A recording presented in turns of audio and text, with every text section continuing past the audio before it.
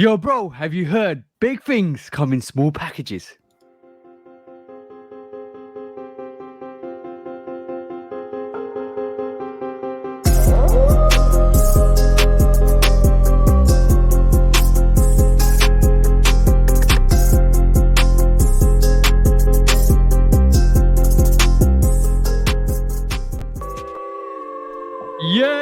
Yay, what is up? The Shoe Dog Podcast, episode 71, back together again for another week of fun, drama, excitement, and all of the other stuff that comes with it. Isn't that right, bro? Yeah.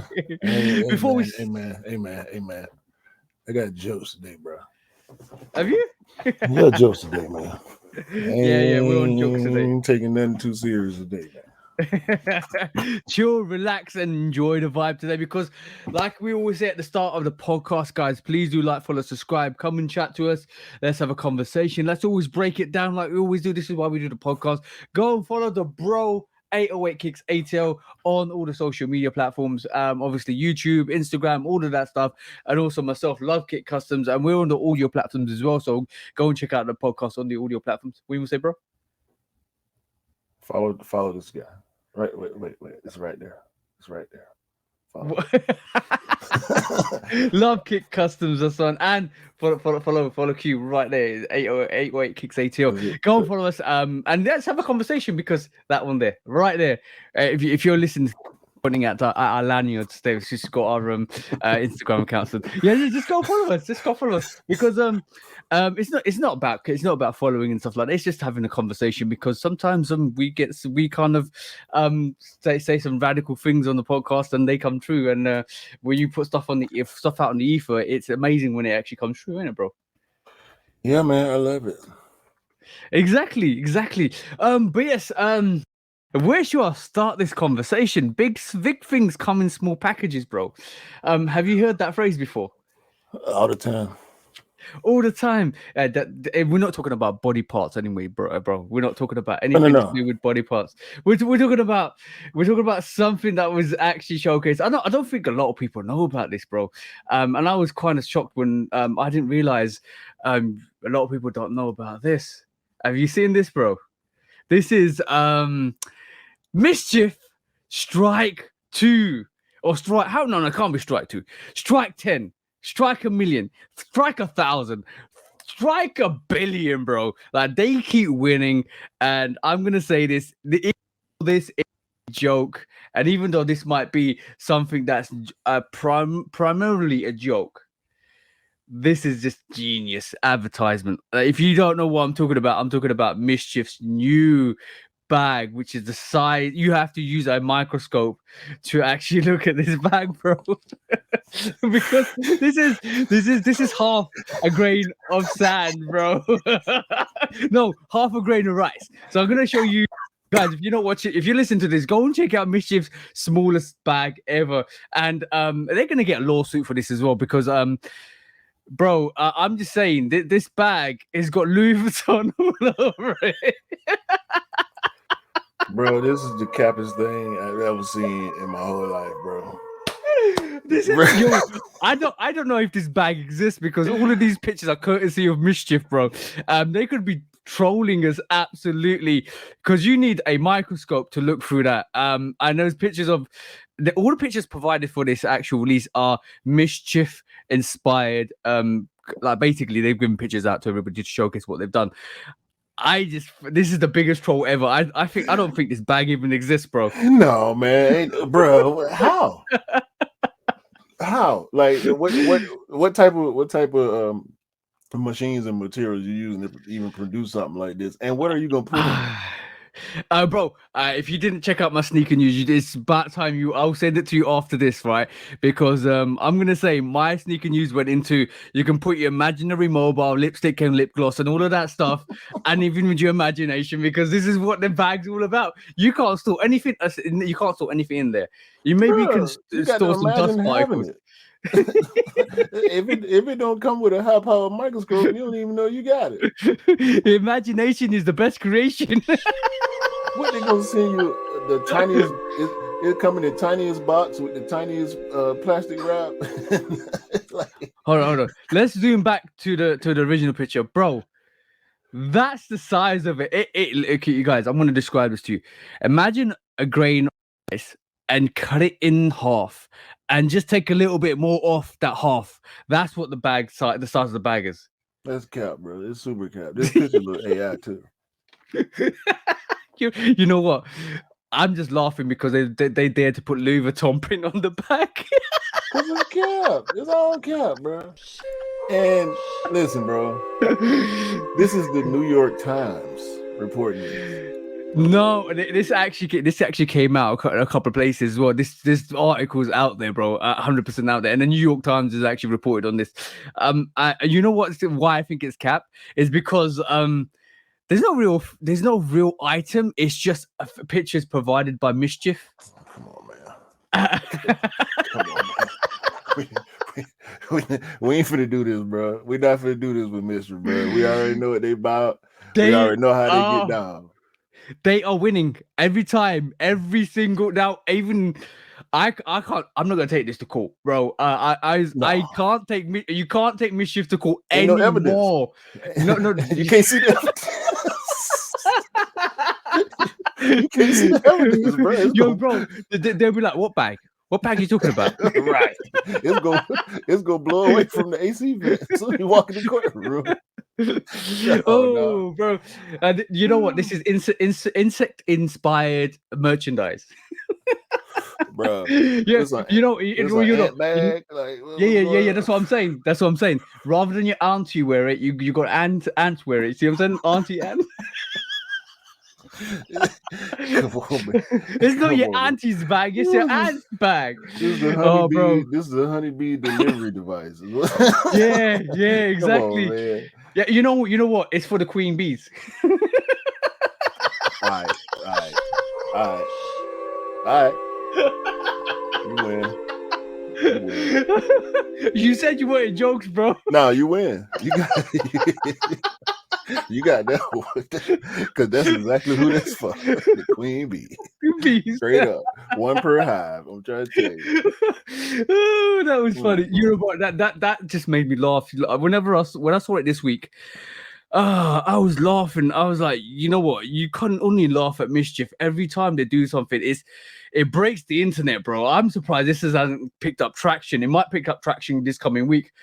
But every time they're on this new level, and when you think they can't get to a new level, they said, "All right, hold my beer. Let me do that. Let me do it. Let me do it." What is here? Why they right quick? Speaking of why they just got news. You know Bradley Beal? No. Bradley Beal is one of the more prolific scorers in the NBA. Mm-hmm. He's been doing it for a long time. He came in behind John Wall in Washington for the Wizards. He was on the team that Rui got drafted to. I know you know Rui. Yeah. Bradley Beal has done some amazing things with and without John Wall. However, he's stuck on a team in the organization in the Washington Wizards that it don't seem to be focused on winning. Mm-hmm. Bradley Beal just got traded to Miami. Oh. Yes. It just got serious. It just really got serious. Yeah. Miami is going back in. They traded Duncan Robinson and Kyle Lowry for Bradley Beal. Duncan Robinson, Kyle Lowry, and a draft pick, a first-round draft pick, is what's being reported by Shams. You can trust. Woj also posted this. Adrian Wojnarowski. If you know Woj, you know what if he's saying something about the NBA is more than likely true. So Bradley Beal going to Miami, bro. It's gonna be stupid next year. Bro, but on that note, just congratulations to the Denver Nuggets, winning the NBA this year, 2023 NBA, and shout out to Djokovic. Bro. Jokic. Jokic. Jokic, Jamal Murray, DeAndre Jordan got a ring. Yeah. DeAndre Jordan got some of the most legendary posters in NBA history. Shout out to him. Jeff Green, NBA veteran. Jeff Green got posters too. Jeff Green is like 34, 35 years old, and he's still dunking on people like he's 22. Damn. Shout out to Jeff Green. Shout out to there was one other guy that was on that team that's been in the league for a long, long time and contributed to that championship. I cannot remember who it was right now, but shout out to the whole Denver Nuggets organization. Jamal Murray showed out. Jokic proved that he's probably the best player in the NBA right now, statistically. Yeah. Because he can't be stopped. He can't be stopped. It's ridiculous. It's ridiculous, bro. It's good. It's good to see. Like, congratulations. And the Heat took him quite. I'm surprised. This is why they've gone and got the recruitment up for this postseason. Yeah, because I mean, Jimmy Butler. Jimmy Butler is not a number one. Sadly, as great as he is as a player, he's not a number one guy. He's not going to give you 20 plus points a game consistently enough to be able to win a championship at this stage in where the NBA is right now with all these duos and trios. Bam Adebayo is a great player. It's starting to look like Bam is just a high level role player. Yeah. He's an all-star caliber player, but he's not a superstar. Jimmy Butler is not a superstar. Bradley Beal is not a superstar. However, he's closer to superstar status than they are. And Jimmy Butler is like 34. I think Bradley Beal is still in his late 20s, so they need that. And Bradley Beal will go to Miami and take over that team on the court. Jimmy Butler will still be the leader. He will still be the vocal leader on the court and in the locker room. It is at this point his and Bam's team. Yeah, Bradley Beal is not a noisemaker. He's a production machine. So that I'm hoping that's going to work out well with Jimmy Butler. Yeah, but like we've always seen this, like you have them however much you want to put it, and LeBron does this a lot. Basically formulates it or produces a team to win. You can't do it by yourself, bro. You can never do it. Let's just be honest. MJ didn't do it by himself. He had Scott Pippen and Dennis Rodman with him to do it for the last three. Yeah, exactly. Luke Longley. People never talk about Luke Longley, Tony Kukoc, Ron Hart. That whole Chicago squad contributed to Jordan having 6 rings. Exactly. So you can't just win it by yourself, and like that's important to realize. You have to have a team, and to have a team that performs consistently is what wins you the NBA at the end of the day. And Golden Warriors has been showing that they've done that. It's never about Curry alone, or it's about the team.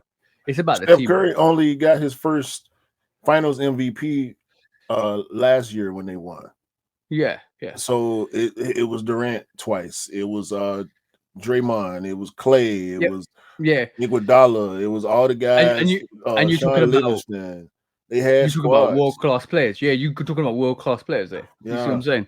Yeah. So it takes a team. Sean Livingston was an anomaly, bro. This is a 6'7", 6'8" point guard. You know what I'm saying? Yeah. So when it's timing, it's opportunity, all that stuff come together, and a little bit of luck. Because 30 teams, all these great players, every sports league, some in the NBA, there's a lot more parity now.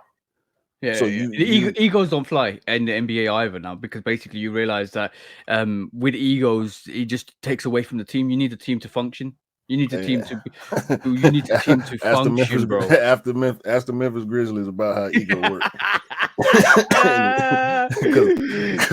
Dylan Brooks, we still ain't seen him. He been missing. Missing in action. So missing in action. Nah, bro. Speaking of NBA, we got to talk about. Oh, hold on.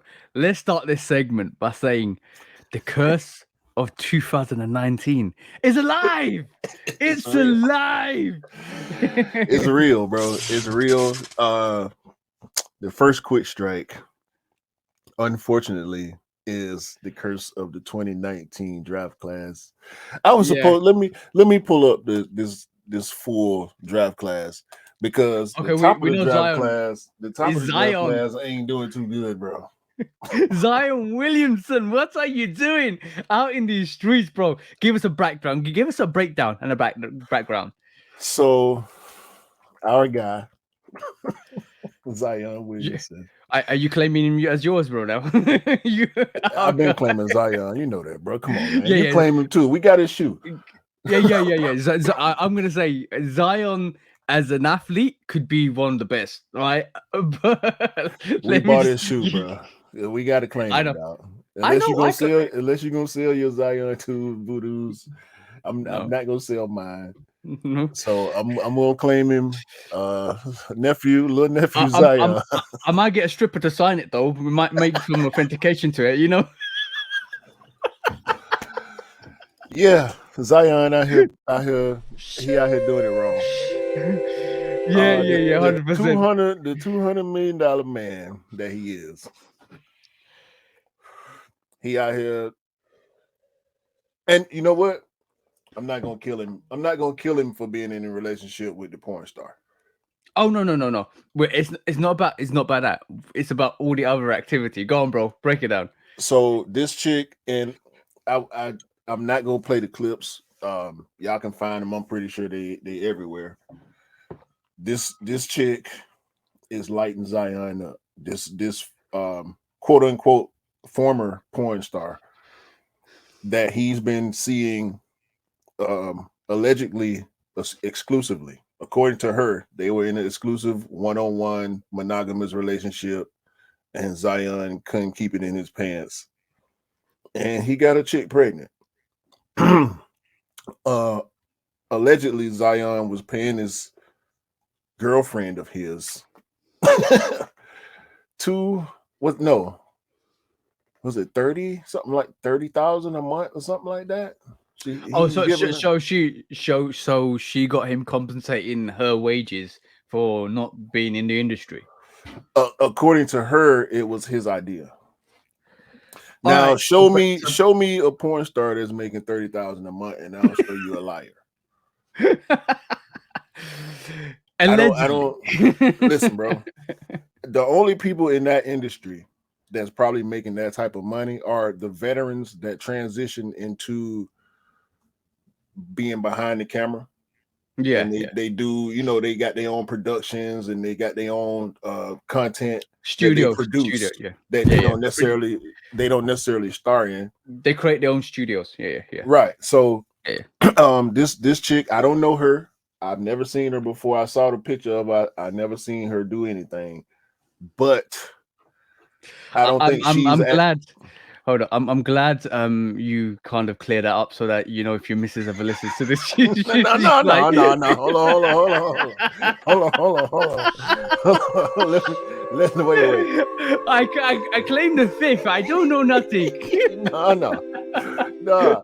I wouldn't say that. I wouldn't say that to plead the fifth. I ain't got to shoot myself no bail on that front, bro. I'm a grown man. As long as you don't say come again, that's fine, bro. You know what? So Zion. You wanted jokes, bro. You wanted jokes today. So Zion, back to Zion. Let's stay on track now. Zion, old girl been putting Zion on blast for like the past couple of weeks. She all over the social networks and she putting his business out there. She ain't saying nothing derogatory about him. Outside of him not being able to stay faithful in what she thought was a monogamous relationship. So, hey man, Zion, along with the injury troubles that he been having and the rumors of the Pelicans may or may not be willing to trade him. I think he'll get moved. I think he should be moved away from the Pelicans Mhm. for multiple reasons that we don't necessarily have to deep dive into. But yeah, Zion having a whole lot of trouble right now with this porn star chick and the supposed pregnancy of some other chick.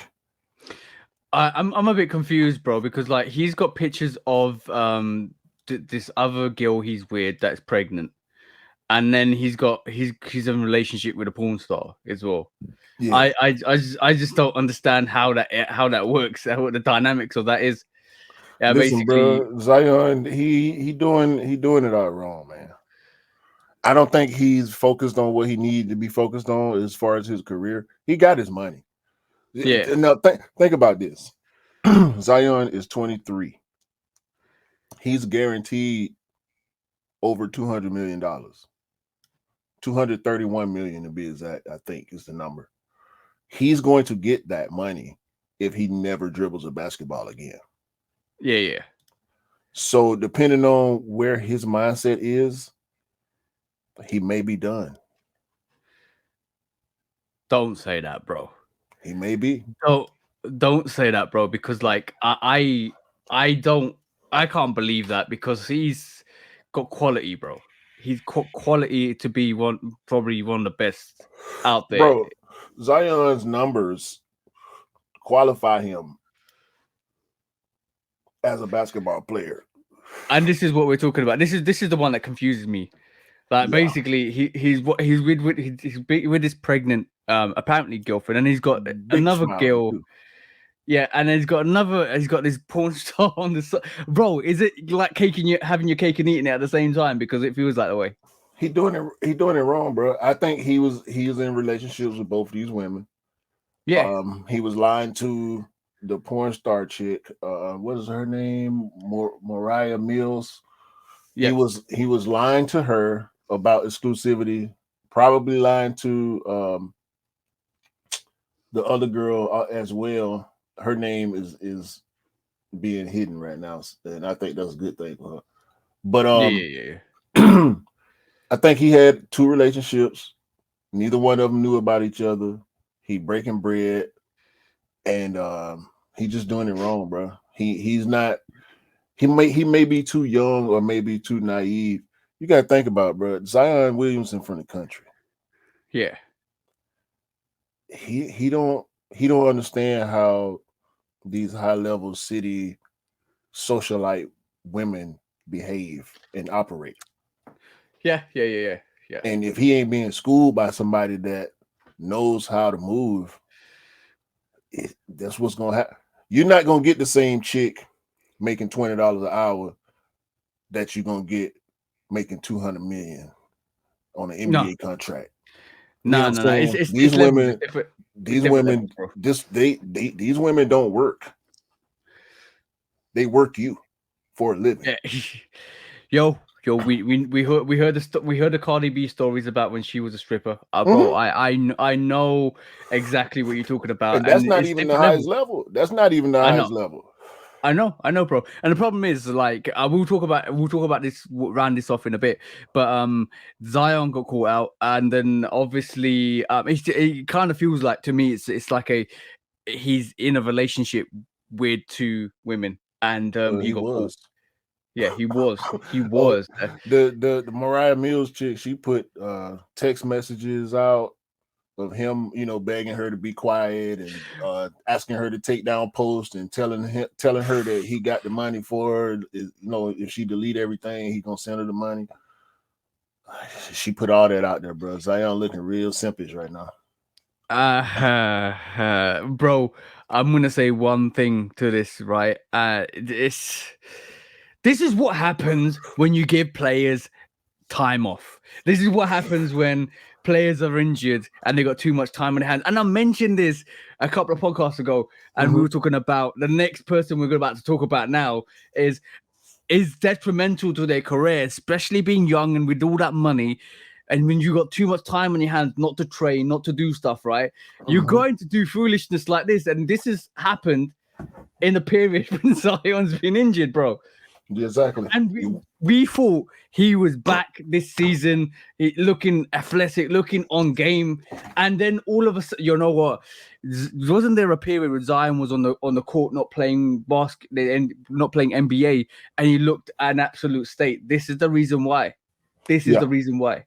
Yeah, and We know now. every time we get leaked pictures or videos of him, he's looking out of shape. You too young, bro. Your body is going to go down at a certain point, so you got to get Yeah. control of your weight before it's too late. Look at Shaq. Yeah. Look at all the big foot injuries, knee injuries, and as explosive as he is, bro. He got to spend more time taking care of himself and try to further his career if that's what he's most interested in. But without, like you say, without his free time, idle mind is the devil playground. Yeah, exactly, bro. And the problem is we talked about, and you know what? Let's go into the next character of the show, bro. Yeah, Ja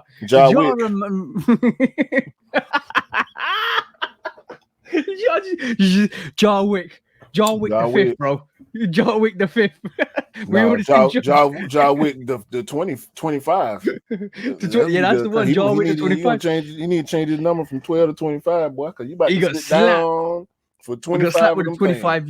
Yeah, 25 games, bro. 25 look, I think this game season, 25 games is a lot. I'm gonna say the situation we're seeing with Ja Morant and the situation we're seeing with Zion, too much, like you said, too much time. But what the problem is when you keep giving rope to hang yourself with, and this is the situation, you are just gonna keep digging and digging and digging your own grave for it, because unfortunately Ja doesn't need those 25 games off. Ja needs to concentrate on his NBA game. He needs to get away. Bro, he's lucky to get 25. Bro, I was hearing whole season. A lot of people was pushing for the full season. So Adam Silver don't play, bro. Adam Silver, the commissioner of the NBA, he came up under David Stern. David Stern was arguably the toughest commissioner in professional sports. Yeah.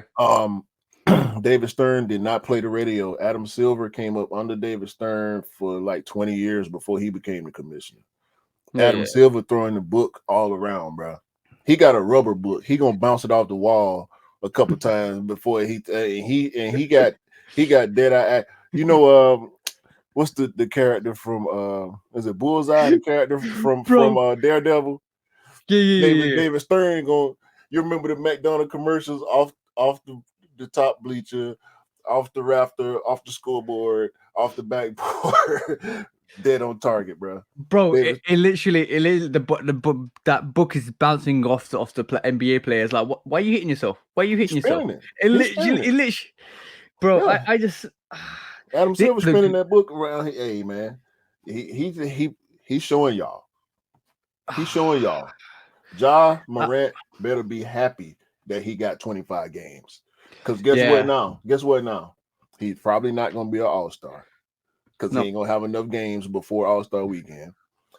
He possibly won't make no. I don't think he'll be able to qualify for all NBA teams because he won't have enough games played. And even after the 25, he probably won't play every single game that he's available to play.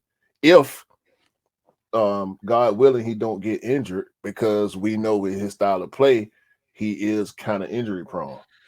And plus, we forget to mention is the fact that he's not going to have that fitness and coming back from it. He's gonna have to work by himself. He's not going to be allowed to be around the team at all. So he's going to have to work on his own to maintain his level as far as but he won't be able to take them live bullets. So he's going to have to work himself back in once he is able to come back to the team, because you're not going to be able to get NBA competition outside of the league unless you playing, 5-on-5 against 9 other NBA players in the summer. He could go to some of these summer leagues and get some run and keep himself in shape and be good when he come back. But it's going to be tough, especially with all this all these distractions that he keep running into or present for itself. And this is what I keep mentioning, bro. It's detrimental to him because basically what these distractions are doing, it gives him more time to add to those distractions. What he should be doing is tapping up some of the old NBA players, maybe Michael Jordan, going 1-on-1, get practice his game, hone his game, go and like get LeBron, get bro, just get some players on board and start performing and becoming a better athlete that you should be. I just feel like this is what I keep saying. I won't be surprised. Okay, cool. I won't be surprised after these 25 games that we hear something more about John Morant. I won't be surprised. I will not be surprised. It wouldn't be surprising at all. Mm-hmm. I like this is the second time is that the second time he's done that with yeah. So from my perspective, if you're not playing one quarter of the season, and either you're gonna focus on your game to get back, or you're gonna be distracted. And I just feel that might be the distraction that is going to probably hinder his career.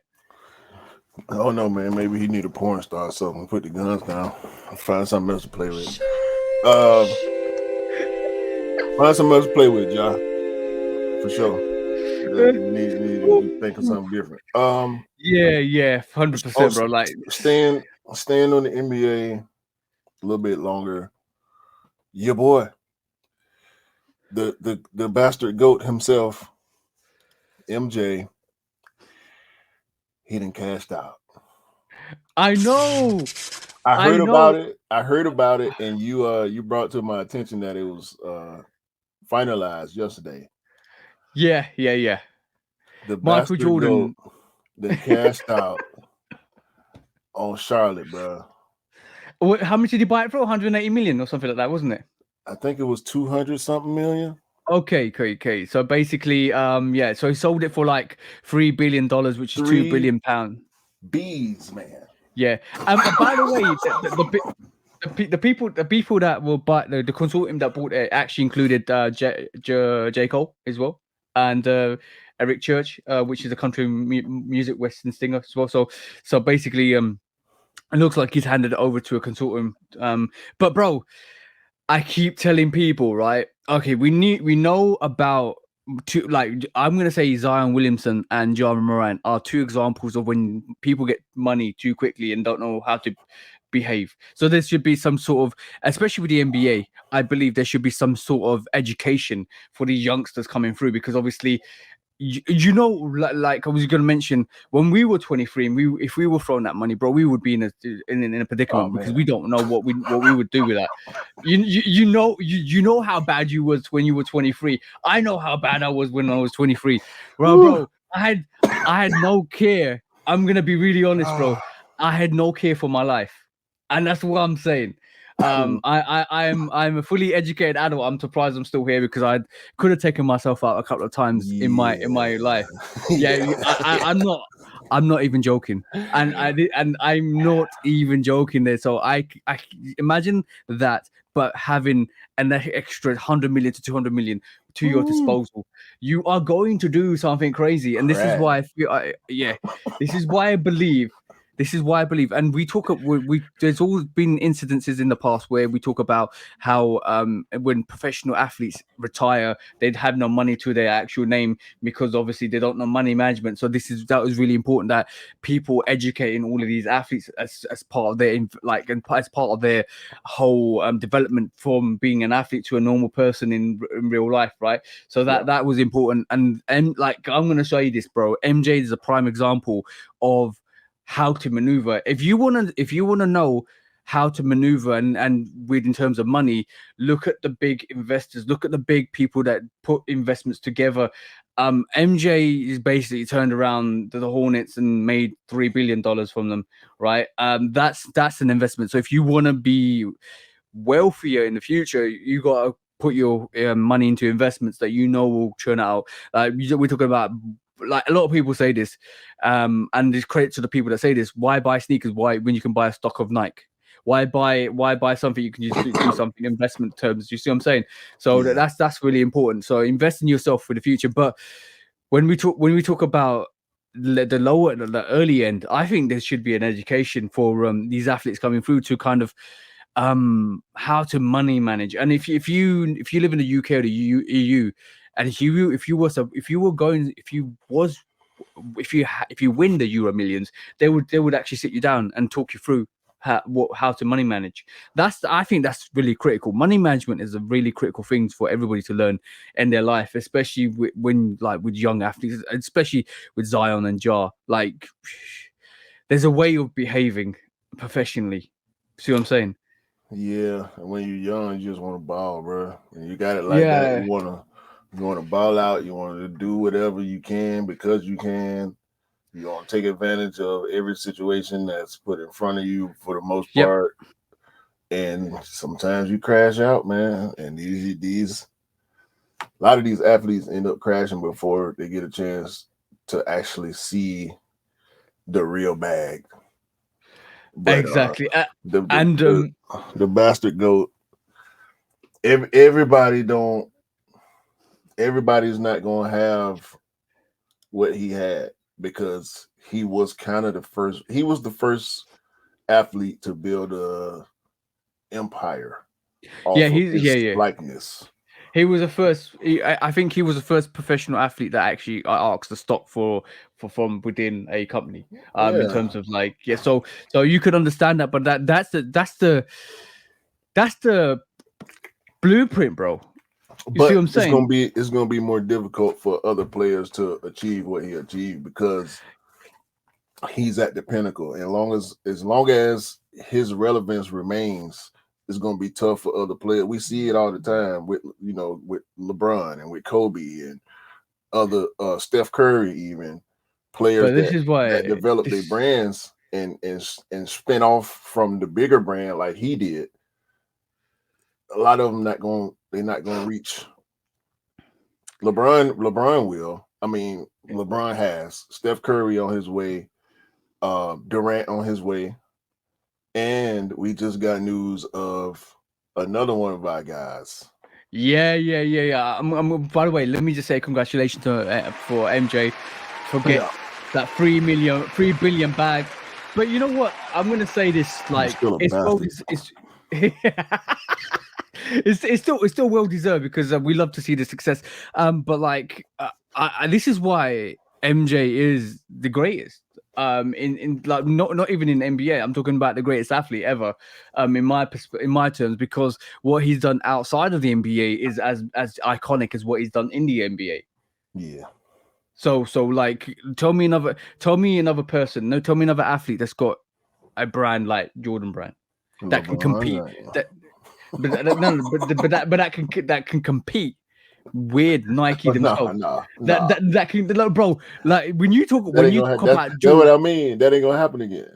Exactly, and this is why I say what I say, because this is, for me, Michael Jordan is the GOAT because of what he's done everywhere.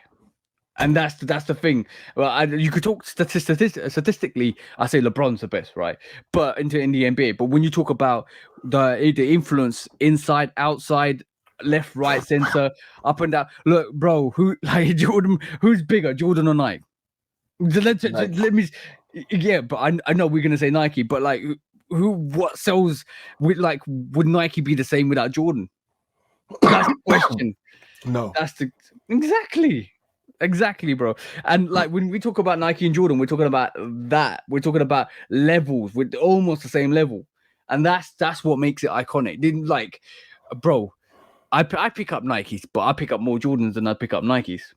True. See, so that's what I mean. But yes, moving on to the next quick strike, bro. And I know you was gonna mention this, but yes, Allen Iverson, bro. This is one of the best stories I heard last week, or like the week before, is Allen Iverson, when he turns 55, he's gonna be guaranteed a 32 million bag, and at this moment in time, he's earning 800,000 a year. That's epic, bro. From Reebok. Yeah, I mean, he is Reebok. Yeah, of course he is, bro. He changed the game for Reebok. Reebok was trying to compete with Nike. in the trainer space and the basketball space in the 90s. The trainers were cool. They had Emmitt Smith, they had Thurman Thomas, who were both legit NFL players. But Yeah. getting Allen Iverson on Reebok, I mean, the questions still sell out to this day. They keep dropping different colorways, new colorways, OG colorways, They're epic though. collabs. They're epic. Yeah, I mean, shout out to people that I never owned a pair of Iverson shoes. I'm a big fan of AI, but you know I'm a Vince Carter guy. So during that time where AI was ruling and doing his thing, I was a Vince guy. Even though Vince came a little later, but yeah. Shout out to AI, bro. He deserved it. He deserved. 100%. He is Reebok basketball. Yeah, 100%. I was really happy to hear that story because basically, it's and we talk about KD's lifetime contract. We're talking about Curry's contract with New Balance. We're talking about Reebok having Allen Iverson. We already know about LeBron James, and we know about Michael Jordan and all that stuff. Like when I say like paying homage to the most iconic players and in the NBA, you need to do that. And let's just be honest, Allen Iverson. The question. No. Some of Allen Iverson's sneakers were taken off the influence of Jordan sneakers. Like he loved the Jordan 11. His very first sneaker was based on the Jordan 11. Yeah, of course it was. Like, and if Nike came knocking, he would have signed. But like, it's good that he didn't because it gives Reebok a really good platform to work off. And we know Reebok's signing. I was going to mention this. I'll briefly mention this. I know a Puerto Rican rapper has actually signed with Reebok at this moment in time. So now, if you really think about it, but J Balvin is an equivalent to that kind of work of art for Adidas. Reebok have now got an artist or a collaborator to bring their brand forwards, and now we also know J Balvin's already with Nike. So it's aligning where now Reebok are putting their pawns into place. So we might see some movement in the next couple of years to see what they're going to bring to the game, because it's good to see Reebok are making a recurrence, and it's good to see that Shaq's on board. And by the way, did you know Shaq's affordable sneakers are crazy? So he's already sold 400 million pairs of affordable sneakers. That's crazy. Like, I've been seeing Shaq shoes forever, bro. Yeah, bro, Shaq. That's you know what? I love epic stories. I love when people keep winning. This is what it's all about, guys. This is not about the Zion Williamsons having 2, 3, 4, 5 girlfriends with 5 or 6 babies. It's not about John Morant having, playing shotgun with a shotgun. See what I'm saying? It's about this stuff, bro. It's about having the success, bro. See what I'm saying? It's about us celebrating iconic moments. Meanwhile, Adidas got KSI. he don't know nothing about sneakers. Anyway, was that be my thing, bro? Yeah. Watch KSI sneaker shopping, bro. That man don't know nothing about sneakers. Maybe, bro. That's crazy to me. All right, cool. Talking about sneakers and collaborators and stuff like that, I want to bring this to the table because I saw this the other day and I was like a bit confused. Actually, not the other day. I saw this yesterday. No, this week. Let's just say this week. I mean, bro, Kendrick Lamar is bringing back fake Air Jordans, right? Hey? No, he's not. Apparently, this is what's been reported. I can only say what I've seen. No, I get what you're saying. Yeah, but he's not bringing them back. Like, they're already there. But this is the first time a celebrity's gone and worn fake Jordans. So I'm gonna show the clip where he's actually lacing these up. Go and watch the clip, right, guys. There's some audio on this, but they're obviously fake, and you can hear Kendrick on this. But he's been wearing fake Jordan 12 flu games, bro. This is crazy, dog. All right, cool. Well, not only that, I'm gonna wrap it up in another thing, right? Because obviously the next quick strike lines with Kendrick anyway, and it's this, bro. Kendrick was seen wearing Adidas Sambas, bro. He's got a Nike Cortez. He's got Nike Cortez collaborations. I don't know whether he's tied with the brand. I don't know whether he's a free agent. I don't know. He probably a Right. free agent, bro. He ain't dropped none with Nike in a while, so Yeah. So he's I think seen wearing. he may have had a limited contract or Yeah. a release-based contract or something like that. And he's So- doing what he want to do. Kendrick crazy, bro. We know Kendrick is crazy, dog. I'm gonna say this. I was gonna say it in a way where it's more constructive. Kendrick don't move pawns or rooks or bishops without a reason. I hear you, but I'm not rolling. I think he just being him, his weird self. Yeah, I agree. But also I feel like Summer's clean though. yeah, I know the Samba's clean. I feel like there's more behind this, and I feel like there's more behind this since Kyrie left Nike. I don't know. I'm just sensing some deep rooted situations with Kendrick here. Oh, no, I ain't going for it. I would need to see some more proof. I'm not gonna go off of just. I know. I'm just speculating. This is me strategizing and speculating again, because basically I'm just saying how 1 minute in the same week you throw shade at a Jordan flu game, right? And then the next minute we're in Sampas. If he ain't got no affiliation, he can do what he want to do, bro. Yeah. But I think it's simple as that. He can. He ain't got no. He's not under contract with no brand, so he can wear what he want to wear. Yeah, Kendrick Lamar, bro. He one of the biggest stars in the world, man. He can do what he want to do anyway. Very true. But what I say is, Kendrick's a very shy, reserved person, right? He doesn't come out into the media that often. And if you heard Marat the Hot Steppers like basically album with Kendrick, you realize that even we didn't know that he had a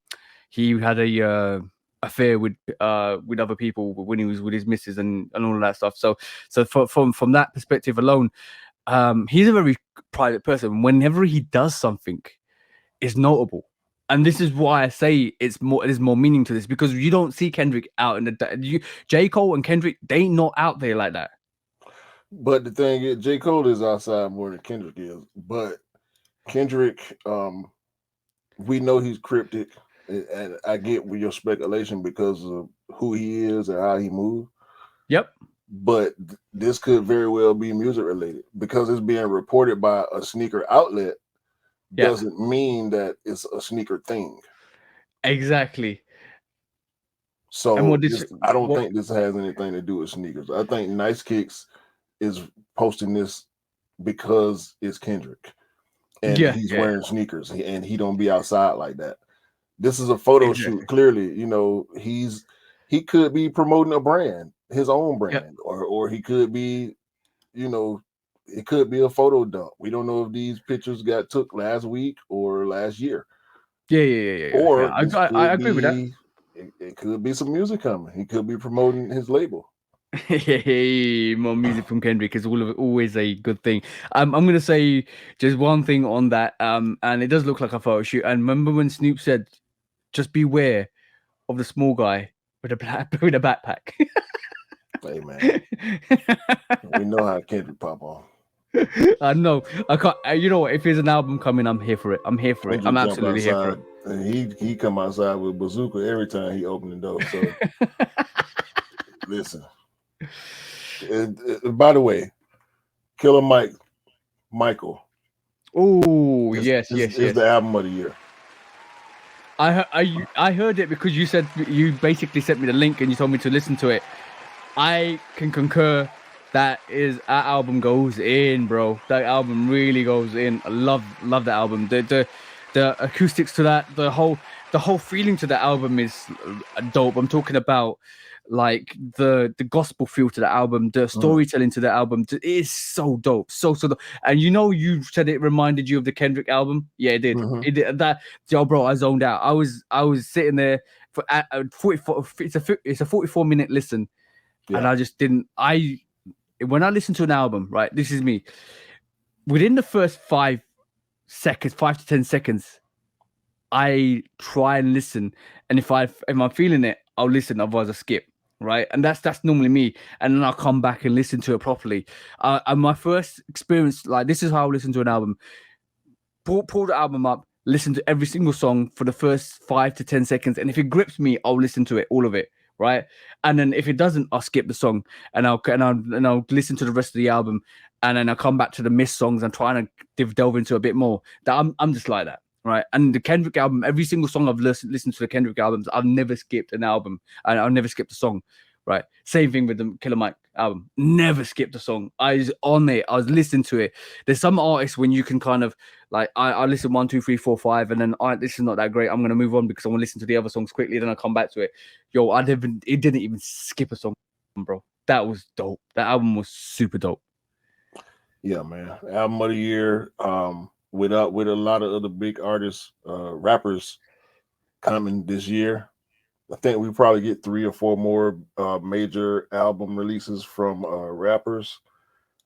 They gonna have to do a lot to get me off Michael, bro. Killer Mike. Yeah. That album, and plus, yeah. There is a couple of songs that will make you think, bro. Make you think. This is a legendary piece of art this man just gave us, bro. Like, yeah. I mean, Killer Mike he's already your favorite rapper's favorite rapper. Yeah. Now 10 or 11 year hiatus. He been with LP doing Run the Jewels for the past 10, 11 years. This is his first solo project since 2012. And he delivered, bro. I ain't got too many more words. I just go listen to Michael. We need Killer Mike to be at number 1. Yeah. Let's give him that push, man. For any and everybody that's listening that can hear this. If you have not heard Killer Mike's Michael, if you're a fan of hip hop music, you will not regret. This will be some of the best music you've heard, especially recently. I mean, 444, Mr. Morale, what was J. Cole's off season? Like, it's only certain major releases that hit like this. This hit harder than Drake. This hit harder than Drake in 21. This hit harder than Lil Baby. This hit hard. Whoever your favorite rapper is, bro, they Mike got him. 100%. 100%. That was awesome. That album was awesome. But moving on to the next quick strike quickly. Look at this, bro. Obviously, we saw this week that Travis Scott and John McEnroe actually had an official photo shoot for the Mac Attack, which is obviously the general release for the Mac Attack that's coming out. It's on your calendars. I don't think it's on our calendars at the moment, but it's on your calendars. The sneaker's great. It's not something that I'm looking out for, but the rumors are speculating that Travis Scott might just release his own rendition in holiday season this year. Maybe, I don't know if it's a PE.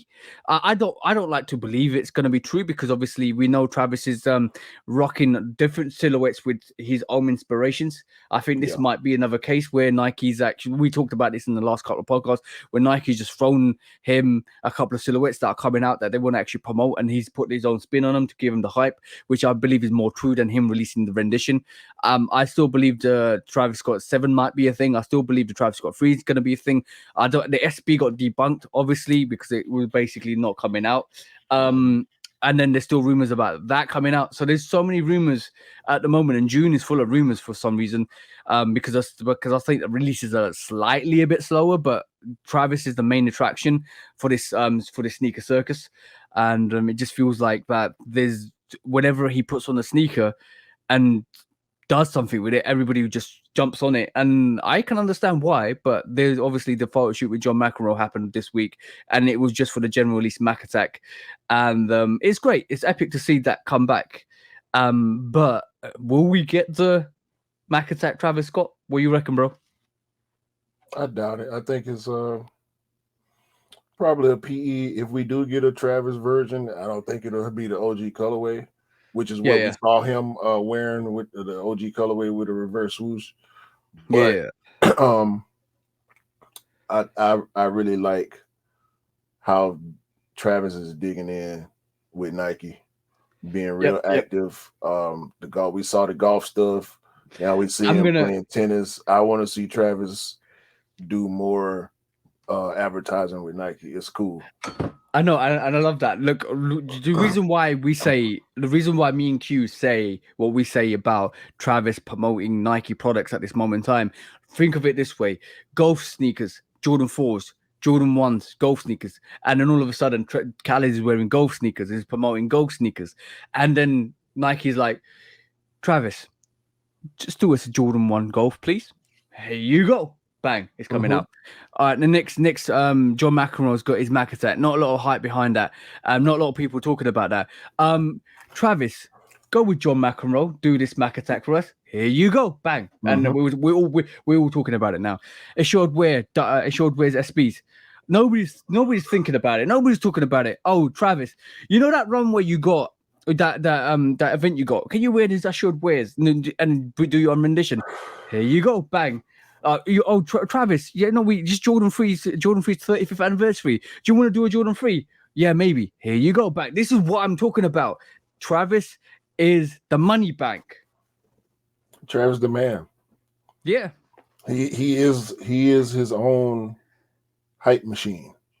Travis is the man because Nike can. That's the thing with the situation. Nike is under Nike. He's come back with a vengeance, and he's come back and he's basically taken over the sneaker game at this moment in time. Let's be honest. He can, Travis is what Adidas needed Conrad to be. Yeah, yeah. Instead of being Calamitous Jones and running around destroying, they wanted him to be on the inside building with the company. And yeah. no shade on him wanting to do his own thing and be independent partner with Adidas. I dig that also, but he could have did a lot more with them that would have helped them both. Yeah. Travis is doing that. Did you mention Calamitous Jones, or did you mention Conrad Murray?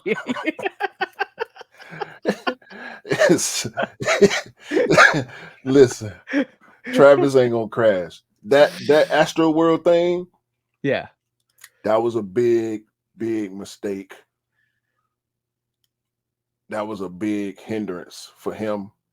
Yeah, but he back now, and he going harder than ever. Yo, bro, it was just a matter of skipping a heartbeat. It was just a matter of skipping a heartbeat. That's that situation. Yeah, he sneezed. Yeah. He sneezed. That Astro. I mean, in the grand scheme, I mean, shout out to the people. No disrespect to anybody that was injured. Shout out to the people and their families, the people that were fatally injured in that sad incident at Astro World. Yeah. But Travis ain't going nowhere. No. As long as he popping, and I'm still waiting on that album too, and it's not gonna be better than Michael, but I'm still gonna listen to it. Yeah. By the way, I totally forgot to mention at the start. We were talking about. I remember you mentioning your Killer Mike story yesterday, where you made Killer Mike laugh. Mm-hmm. Right. I told you, and you said to bring it up in the podcast. Yo, bro, I had Hugh Jackman in my gym. Oh yes, I forgot. I missed him. I missed Hugh Jackman by half an hour, bro. Yo, Wolverine. Wolverine was in my gym. I could have been getting jacked, man, with Jackman. Wait. That's pause. No, that wasn't no pause. That wasn't no pause. I thought that was a pause. I had to think about it for a second. Jack, you being jacked as in, but still jacked, pause. Man, the word, the word jacked. Pause the word jacked. But I get what you're saying. You know what I mean? Yo. We're not talking about steroids or anything like that. We're talking about getting properly like muscly jacked. No. I know what Yeah. you mean. I know what you mean. Now it's an American connotation that I ain't gonna get into that I think kind of went over your head. But yeah, Wolverine. You work out the same place as Wolverine, bro. Like, I mean, they might got the animatium injector machine in the back behind the wall. Yeah. Go press, hit the AC, hit a couple of buttons on the AC, the wall slide, put in your put your hand on the scanner to go to the back and get your animatium replenished, man. And if you don't believe me, I'm gonna quickly pull this up. This is one of the guys in the gym, and there's Hugh Jackman With Wolverine. with Wolverine, bro. My next door neighbor goes to the same gym as me. Logan, old man Logan. My next door neighbor goes to the gym with me. At the same gym as I do, and he kind of we talk. We're quite friendly. He helped me when he already helped us around when we got flooded a couple of years back, so we all know each other quite well. He messaged me. He sent me the picture. And he goes, this is the kicker, absolute kicker. He said Hugh Jackman was in the gym. And I was like, oh shit, what do you find out for me what time he was? And he was like, all right, cool, yeah, I'll find out. And it comes to fruition, the flower has flowered that he was in the gym on a treadmill and Hugh Jackman was right behind him and he didn't notice.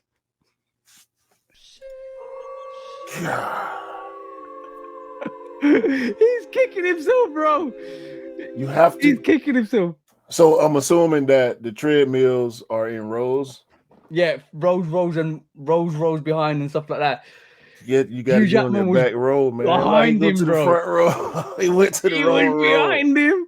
He was behind him. Yeah, so Hugh Jackman was in our gym. It was quite interesting. He might be doing a role here somewhere, or he might be doing some theater here somewhere. I need to find out. Yeah, training. He's probably training for something. Yeah, exactly. I'm gonna tell you a bit of a secret. Or one of my mates, one of my really close mates. I'm talking about. He like when we have parties or when we just meet up and just chill and stuff like that and have some rum and stuff like that. So we just chill all the time. He's a CGI artist. So he's met like Margot Robbie. He's met Liam Neeson. He's had his name in the credits for the Avengers movies and stuff like that. He's a CGI artist. So when I sent it to him, it's like, what? Liam Neeson is trash, by the way. Hey? Liam Neeson is trash, by the way. Well, we won't get into that. Yeah. I just had to say that because he never came up on the pod, so I just wanted to say it on there. He's trash. Yeah, but so he's met a lot of people in terms of CGI and stuff like that. And he's been to the States and done a lot of CGI work with. You know what's crazy though? The fact that he may, but didn't Hugh Jackman say he's not gonna play Wolverine no more? No, he's doing the Deadpool Wolverine movie for next year. So he is still Wolverine. Yes, he's here. One last time, I think. Ryan Reynolds. I thought I heard something about him saying. Yeah, he did. The last movie was the last time he would be Wolverine. Yeah, but Ryan Reynolds made him come out of retirement to Deadpool 3 with him in it. So Sony has the rights to X-Men. Yeah. Had the rights to X-Men. I think Marvel now is back in. Oh, they got a partnership together because the Spider-Man from the Marvels is coming over to Sony to do the Venom movies. Yeah. Right. And Spider-Man, Venom is Sony. Spider-Man is officially in the MCU, the same exact Spider-Man that we know, the latest Spider-Man. Yeah. So now it opens up, especially with him being willing to play Wolverine again. Maybe we will get Hugh Jackman in the MCU, and maybe your boy will actually be able to do some work on the real Wolverine, because Hugh Jackman is he's the first live action Wolverine that we all know and love. So I don't even know if there was a live action Wolverine before him. but They not Hugh really. Jackman is Logan. Hugh Jackman, yeah. Hugh Jackman is Logan, and my next door neighbor was telling me, I just want Chris Hemsworth to come through now. You know He what? goes, I'm not gonna miss Chris Hemsworth. So you know, a lot of the movies they film here. Yeah, I know. So I'm pretty sure I done been in the vicinity with some of these folks, but I don't go looking for them. No, that was a total random surprise. I thought I'd mention it. But yes, moving on from celebrities, and you know what? I don't think I'll ever be in awe. We did entertainment. we ain't did no sneakers yet. Oh, bro, we're celeb watching at the moment. We've got Google goggles out and just like, yo, where these celebs at? No, this is just a variety part, bro. This is a variety part. It's no longer the sneaker podcast. Hopefully everybody is still on point with us, because we normally do sneakers for 2 hours, but yeah, I just got an hour of sports and entertainment. So, but yeah, next quick strike. But we'll get some sneakers. Next quick strike is the Terror Squad Air Force One. It's coming out on the 19th of August, bro. Which is great to see that to dish that classic Terror Squad that Fat Joe wanted to come out. I think there's another variation. There's a pink variation maybe coming out as well. Yeah. I think it's black, white, and pink. Yeah, that's gonna be dope. I'm looking forward to seeing this. I'm gonna go in for obviously Scott, because he loves Air Force Ones as well. So definitely a great sneaker. This black and white Terror Squad Air Force One low. Look, the leather on that, bro. It looks so, and we know Fat Joe. We know how he give it up. This will be probably one of the best releases of the year. Yeah, 100%, bro. We not Air Force One guys here, and I'm saying that with 100. I'm saying this with 100% confidence. This sneaker will probably be in the top 10. Oh yes, without a doubt. You know how long people been waiting for this sneaker, bro? Ever. Yeah. Since yo, bro. Pimping. Yo. Since been pimping, people been waiting on this. This goes up with the Rockefeller Air Force One, definitely. Facts. This one, and you know what? I'm sorry, Drake. I just think your certified lover boy needs to do more to be in that realm. But the Rockefeller and this Terror Squad Air Force One, they're dope. What was the pizza? What's the name of the pizza place in New York? Sharky's or Starky's? Yeah, something maybe like I don't know. Sharky, something like that. This is the Air Force One. I think it's up there with that, and that's probably one of the rarest Air Force Ones. That one from the collab with that pizza place. Damn, I can't remember the name of it right now. But enjoy the Terror Squad when it comes out, because it's coming out this August time. It's gonna be absolutely amazing. I feel like maybe have to prep for it. I think maybe this might do what the Rockefeller originally did, which was come out, do as well, maybe potentially. Pound, this Travis Scott. This is a problem. Okay, sneakers gonna crash that day. Okay, there you go, guys. I think it's gonna be hard to get these. I do believe it. I agree with you. I agree with you. This Travis level, bro. It might be higher. I don't know, but everybody gonna want. I want them, and I don't wear. I ain't got no Air Force Ones, and I don't like the. I ain't gonna say I don't like the Panda colorway. Panda's dead now. Panda's sitting. Yeah.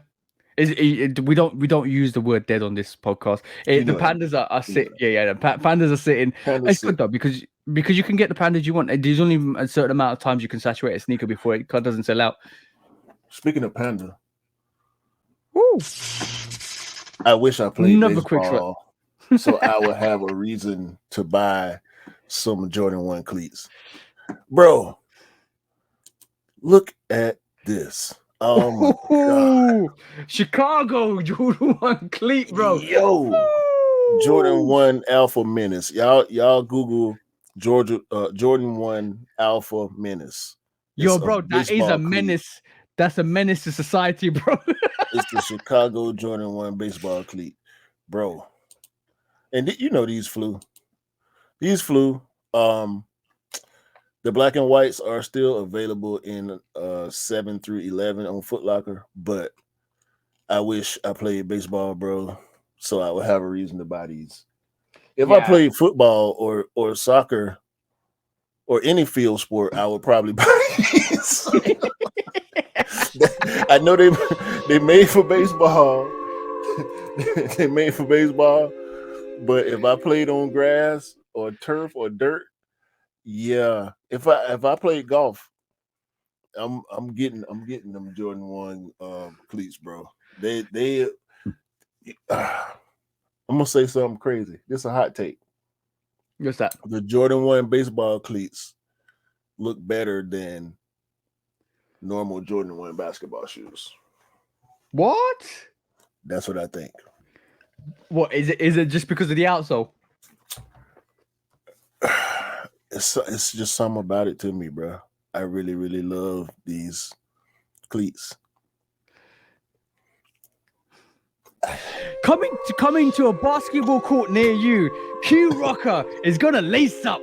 He's gonna run those bases. He's gonna hit that home run for you. Yeah, I'm gonna hit a grand slam, and I'm gonna hit a grand slam from the free throw line.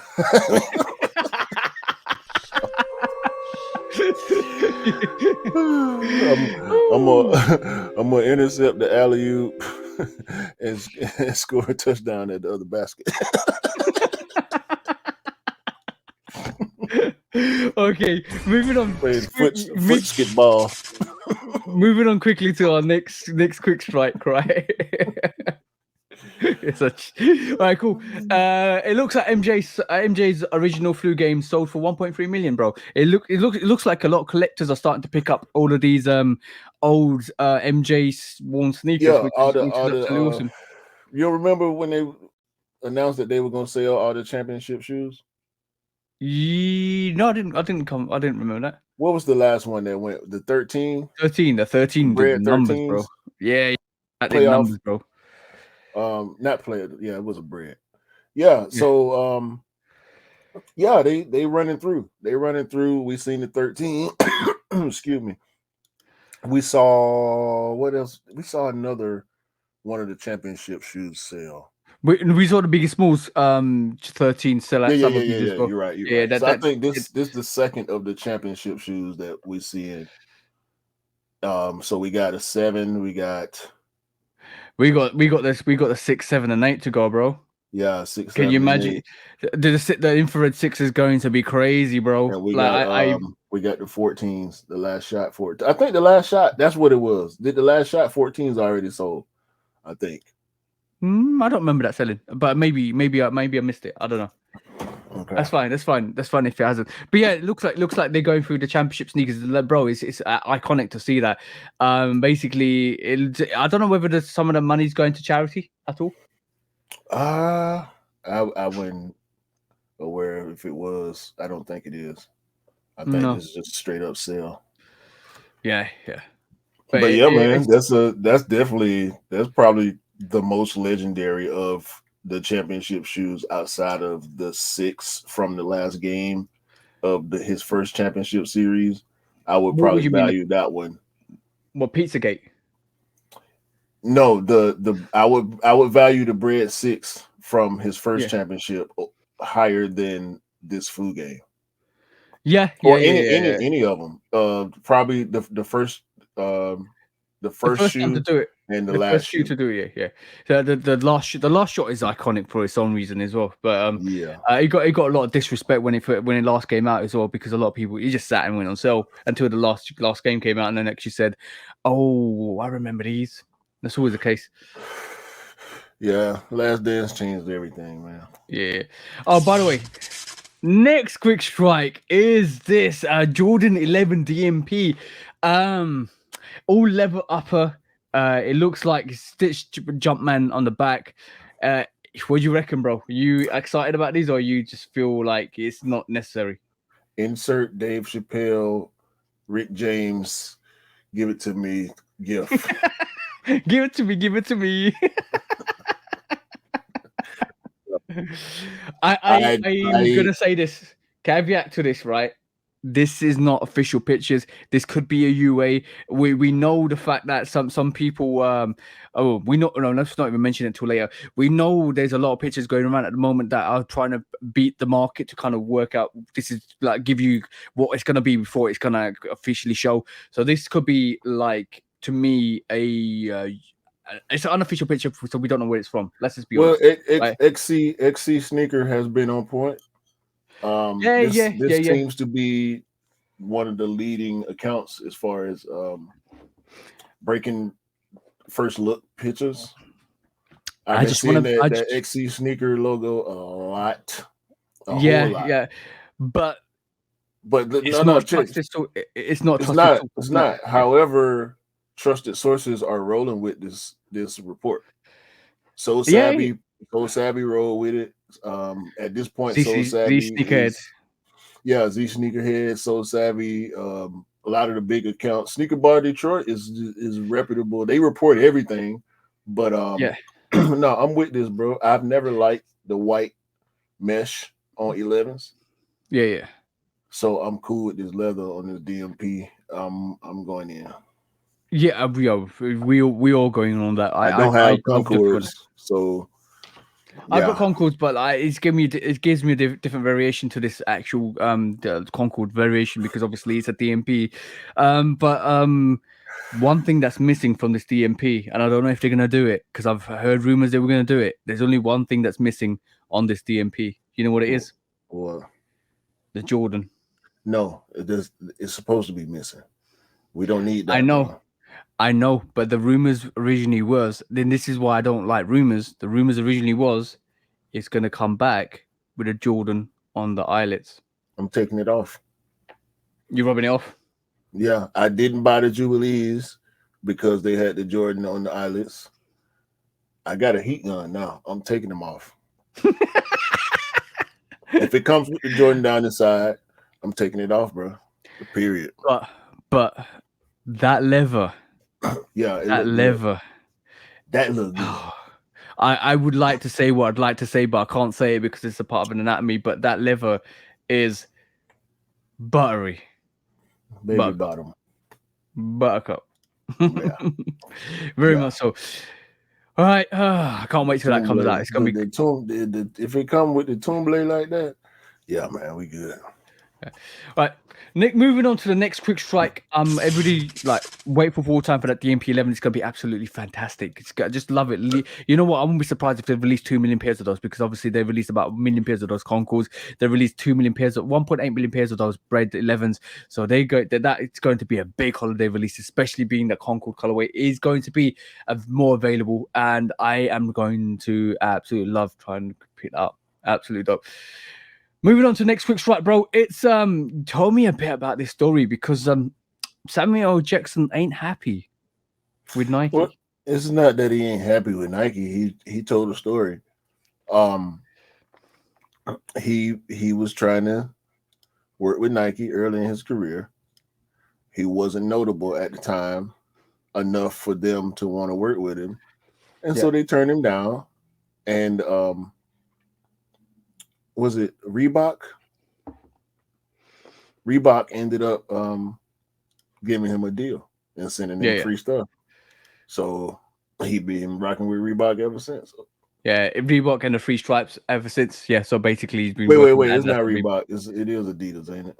Yeah. So no, he's been with Reebok and the free stripes ever since. So basically, he's been rocking both. You're right. You're right for both ends. But Joe, it's unfortunate to see. I would have loved to see something from Samuel Jackson with the Nike brand, but he's been wearing everything other than Nikes. He would probably be an Air Max. I think he would be an Air Max Air Force One guy. Yeah. I can see that because he's wearing a lot of shell toes as well. Yeah, probably. He would obviously he would have everything. I mean, at this point in his career, especially since he been playing Nick Fury, he might have even had a collab. I don't know. He might have been able to bridge that gap with Nike and some of the stuff that Adidas does. You know, like with the M&Ms and Guardians of the Galaxy, Lego. blah blah blah. That could have, if Samuel L. Jackson was with Nike, that could have been a possibility with Marvel, I think, because they Yeah. have done, the Spider-Man stuff. So we might have had a Nick Fury Nike or Jordan. Bro, I'm gonna say one thing. Samuel Jackson's legendary from being in Coming to America, The Thief in Coming to America, to yo bro, Rhinoceros Pizzle always stays with me. That whole scene is just iconic. And me, and my little bro, I'm from Tanzania, right? And my mate's from Uganda. So basically, one of my close mates from childhood, right? He's from Uganda, and basically every time that movie comes on, I send him a clip and say the phrase to him, and we both crack up laughing because that is just the most iconic scene in Coming to America, right? With a lot of other scenes, because obviously it involves Samuel Jackson, Eddie Murphy, and all of that stuff. You know what I'm saying? So it's just so iconic. Because you don't live in the US, y'all might not get that movie broadcast as much as we do. You could probably watch Coming to America on some TV channel every week in the US. Somebody's playing Coming to America. You don't need a TV to play it to watch it. No. Bro, every time I sit there, if I'm just feeling in a lazy mood, I'll put Coming to America. I'll put Trading Places. I put all the classics, bro. And you sit there and you just enjoy the magnificence of Eddie Murphy. Listen, man. Trading Places. Trading Places, bro. Yeah. One of the greatest comedy movies. Yeah. Shout out to Dan Aykroyd and Jamie Lee Curtis. But Eddie Murphy destroyed that movie, bro. Good. Bro. Beverly Hills Cop. Yeah. Coming to America. Trading Places. And Raw and Delirious. Beverly Hills Cop 2 also. I grew up watching these 6 movies and comedy specials on loop. Ghostbusters as well, bro. Ghostbusters 2. It was 2 for me. One, I liked 1, but 2 was the one for me. Especially with Bobby Brown doing the song In Control. Great. Boy, Bobby Brown murdered that song. I'm gonna say one thing about Trading Places. If you didn't know, if you haven't seen Trading Places or Coming to America, there's a link between them, right? Trading Places, you know what I'm talking about. Yeah. Randolph and Mortimer. That's the one. If you haven't watched it, catch that little side note. That's just jokes. That's absolutely jokes. I love that. Shout out Eddie Murphy, man. All right, we can be nostalgic about movies. I saw Samuel L. Jackson live on stage, man. He the truth. Yeah, he's the truth. Shout out to him. Shout out to Samuel Jackson. But next quick strike is this new deal that we've got with Kyrie coming up? It looks like we're going to get an Anta sneaker, because Kyrie's been wearing Anta sneakers, bro. He's been wearing the Shock Wave 5 Pro. Klay Thompson got a shoe with Anta. Austin Reeves just, I think, signed a deal with Anta. There's a few other players who you wouldn't know unless you're an avid NBA fan that have. It's a lot of guys, a bunch of guys got deals with Anta. Yeah. Anta is cutting a big check, and their shoes don't sell outside of the sports realm in the US. Nobody's running around wearing Antas for fashion unless they're probably a hooper that enjoys playing in the shoes. But I don't even think that's as big of a possibility of people, picking up Antas for fashion. They're purely for sport. Players like them. They drop a lot of different silhouettes, and they compete in the performance basketball space. Overseas, they do big numbers. Yeah, that's why they can give these big contracts to get the Klay Thompsons and Kyries. Do you think Kyrie's the biggest athlete they got on their roster now? Yeah, easy. It's going to give them a lot more promotion I think it's gonna bring a lot more attention to Anta going forward. I'm surprised with the athletes that they've got. I'm gonna be honest, bro. This is probably the second or third time I've heard of Anta, and I haven't really done any research on them. But yeah, if what you're saying is true, this is a big step for them as a company. Yeah, they doing big things in the performance basketball space. So shout out to Kyrie, shout out to Anta. Those look pretty dope. Yeah. I do like the triple black effect on that. Definitely dope. But I don't think that's gonna be his signature sneaker. But that's a dope shoe. That might have been something, a colorway they made for him, or something special for him. Because obviously pro athletes' shoes aren't the same shoes that we buy. Look at the toe.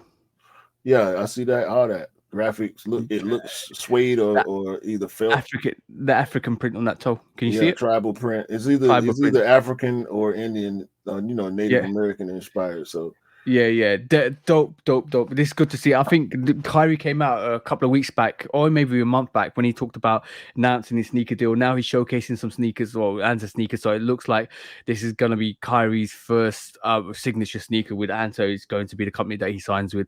It's great to see. Definitely great to see that he's actually got a company on board to actually do a collaboration with, and to sign with. It's good. It's good for Kyrie. Definitely good. Yo, this top comment is crazy, bro. Kyrie first shoe gonna be the Kyrie anti-Semitics. Oh shit. Bro, yo, you couldn't make that up, could you? Why, man? Right, swiftly moving on. We got 2 quick strikes, and we're not going to mention anything else about that because we don't want to be in any hot bother. But yeah, I forgot to mention when we was putting the program together that the Air Jordan 4 Craft Olives is coming out this full time. I think this is super dope, bro. I'm excited for this. Yeah, we talked about them last part. These will go. These will go.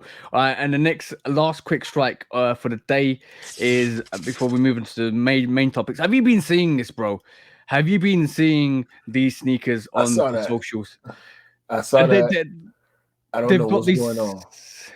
I'm just shocked because these are a lot of companies are now making sneaker shoes. Like, what did you say? Doohickeys. bro, like, we're talking about Oxford sneakers. We're talking about, bro, like, I don't understand. I don't understand what's going on. You're gonna have to scroll off of that video, bro. I can't keep watching that. It's giving me anxiety. For real. Bro, scroll, take it off screen or something. Good God. I can't believe you're just gonna sit there and let that keep playing back over and over, man. Yeah, it looks like it's a mix between Brogues and Oxfords, and basically a sneaker. There's got a lot going around with just they're just producing these. They doohickeys, bro. Everybody want to be mischief. Yeah, everybody trying to catch that. They trying to catch that mischief market. They're not doing it right though. Yo, but you can't though. Like, let's be honest, you can't catch that mischief market because mischief already like 10 steps ahead of you. Amen. and they'll look at that and they'll say that's not good enough. This ain't the wavy baby ankle breaker. Then we gave you the hospital sneaker just in case you broke your ankle.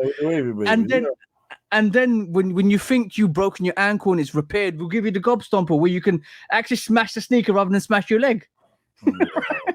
Bro, I'm just saying, you can't compete with mischief, bro. Y'all need to stop making these doohickeys, bro. It's not working. Okay, no more doohickeys. Just make regular shoes. It's not gonna work, bro. Unless you're making something for Fashion Week, just to go have people look crazy on stage. I think it was for Fashion Week because I've seen a lot of sneakers combining with Oxford and Brogues and all of that stuff, right? They just made yeah, it's definitely something to laugh at. You wanted jokes today. I'm bringing you jokes today, bro. No, I'm saying this ain't. I can't do it, bro. I can't do it, right, these people just they try so much. I don't know. Mischief do it Mischief do it the way it makes sense, and for whatever reason, these other companies can't catch. I'm gonna say it this way: Mischief are the Nike of the Mischief brand. Like you can't do a controversial, gimmicky, jokey sneaker like Mischief because they are Nike of that division. They know how to make it make sense. Yeah, exactly. Exactly. The storytelling, the publicity, the hype, the celebrityism for that is spot on. Can't touch it. But yeah, can't touch it. Do. All right, cool. Next up is main subject time. We've got 2 main subjects. We're going to try and keep them as brief as possible, but this might go in a bit deep. I want to just first of all, main subject is talk about, should platforms ban people selling fake sneakers? Yes. All right, next main subject. That was easy. Because like I'm gonna be really honest with you. There's a lot of people got the left hook, right hook, uppercut with all these Instagram pages that sell fakes. Fakes are getting really, really good, so it's harder to tell. If they're not legit checked, I wouldn't buy it. Especially from Instagram. And you know what, bro? Because I'm on TikTok, every so often I scroll through TikTok and there is a live going on TikTok which is selling fake sneakers, which you advertise fake sneakers, sell fake sneakers. They show you the quality and all of that stuff. If Nike was serious about basically stopping fake sneakers and stuff like that, they would recruit people to troll through the social pages where fake sneakers are being sold, where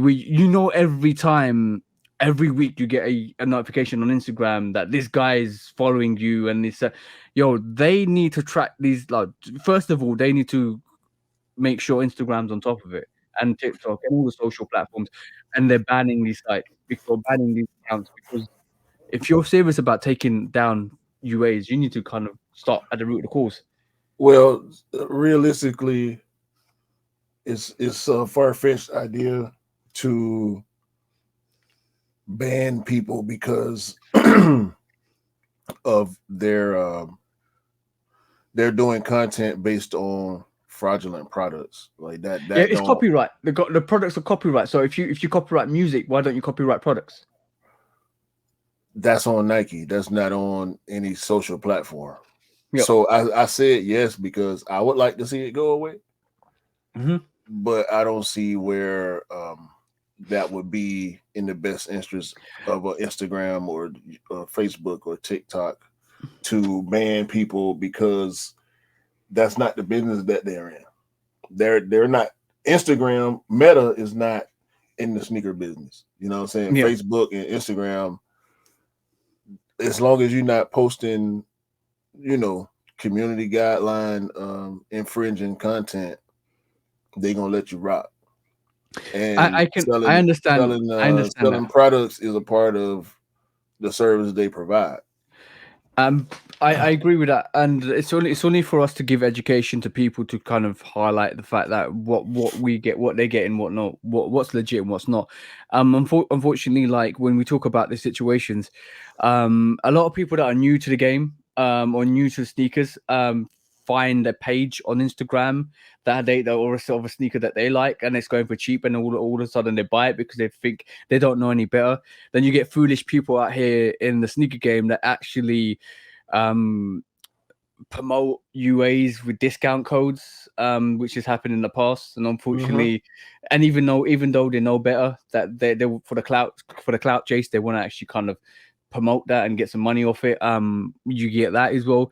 I don't have a problem with anybody wearing UAs, because you do what you do, right? Yeah. I have a problem when you start saying UAs are real, and you have that discussion that UAs are as good as real pairs, and you start giving out discount codes. You start kind of promoting a UA or an unauthenticated sneaker and basically misleading people, and that's where it is for me. It's the misleading of vulnerable people that actually kind of shouldn't happen, and unfortunately people get wrapped up in the clout, people get wrapped up in the money aspect of it to realize that what they're doing is actually fraudulent and misleading people, and that's It's what not. it is. It's not misleading if you're telling a person this is not an authentic product. It's a replica Yeah, product. That's not misleading. It's I can't put a word on it, bro. yeah, It's not something that we agree with, which is why I can understand why you feel the way you feel. I feel similarly, but to take I'll give you away somebody's freedom to purchase whatever they want to purchase, that's not what these social platforms built for. They built no, to give people exposure and tools to be able to market, and that's what they doing. They marketing these products that they getting. It's just like with Kendrick wearing the fake 12s, right? He yeah, probably I've seen them in the gas station. They got fake 3s, fake Air Max 1s, fake 11s. Fake, we see it. I see it a lot. You walk in the gas station, they got the fake Air Force One sitting there, full size run, $30. You know what I'm saying? So if Nike ain't sending people out to tear down these displays at these gas stations and flea markets, and I think it's slightly different. I'm gonna tell same you why difference it's though. slightly. No. It's the same difference. It's same difference, and I agree. But I think it's slightly different because when you talk about your local shop, which is regional to worldwide, that's the main difference. You're talking about sales which could be from maybe a couple of thousands to 100,000. So that's the major difference. And when social media is a platform where it's available to the wider audience, not just regional. That's the Okay, difference. your page get took down, you make another one, and Yeah, another one, yeah, and no, another one, and another one, and uh, another one, to the point where, because it's free to make emails yeah, and Instagram yeah. accounts. It's gonna I cost know. Nike and Jordan and Yeezy. It's gonna cost these companies to be able to pursue these fraudulent people, and it's gonna cost these fraudulent people a lot less to keep doing what they're doing. And they're Yeah. gonna sell, bro. They sell. The So, thing, so the to the point that you made, my main issue with this is people, like we talked about before. When you buy a fake pair of Jordans, ain't no real tech in them. yeah, Say that part. That's the part I need to hear from these counterfeit sellers, and we'll be cooler than we are now. That's the yeah. misleading part. And you got also you also got to remember, right, is when some people I'm using a prime example of a fool that basically put his whole YouTube career down the pan when you're doing real versus fake, and Mm-hmm. then you put a discount code to the fake pair without telling people that it's a fake pair. That's Mm-hmm. misleading. You got he got the heat that he wanted, all due to not what he expected. So it is what it is. But from my aspect, stuff like that doesn't. We know, we know, but we're just 5%. A lot of people don't know, and that's Mm-hmm. 95%. So a lot of people that don't know, that see a 583 or a Bread 4 or a 584 or any other sneaker that they want on sale, sitting there thinking, "Oh, this is my chance. I finally got a chance to get the pair I wanted. I Yeah, like yeah, these." you finally got a chance to get a pair of Shattered Backboard ones for $140. Okay, Yeah, but because they go ahead. don't understand, and this is when I talk about vulnerable people, this is what I'm referring to. People that don't know better, that like the sneaker, that will want the sneaker, that not willing to pay $2,000 for the sneaker, and they're saying that, oh, there's a pair there that's exactly the same, why is this sitting, without really thinking why is it sitting. It's like, it's sitting, I'm gonna go get it because it's exactly the same. Why I'm gonna pay $2,000 for this sneaker, and not realizing that it's not a real pair, it's a fake pair. That's the vulnerable people I'm talking about. That's And but that's unfortunately, on that that's on you, bro. This is never ending conversation because If you know, you know. If you don't, you need to find out. If you're not willing to try to find out, and you make a decision based on improper or lack of knowledge, that's on you at Yeah. the end of the day. You can't. The person that's selling the fake shoe gonna sell the fake shoe to whoever trying to buy the fake shoe. They not I going. They not gonna ask you if you know this ain't real. If you know the difference in them, they don't care if you know. They just want the money. don't know, I understand that, but now let me paint the picture. There's a 13-year-old that don't know any better that tells his parents there's a sneaker here that I want to get. Bro, I had this with my girlfriend's sisters. They sent me pictures of sneakers, and they're not Guess they're not what? foolish. Guess what? They I sent you what pictures because they know you know better.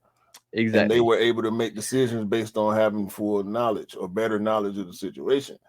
Yeah, That was on them, and they they made the right move.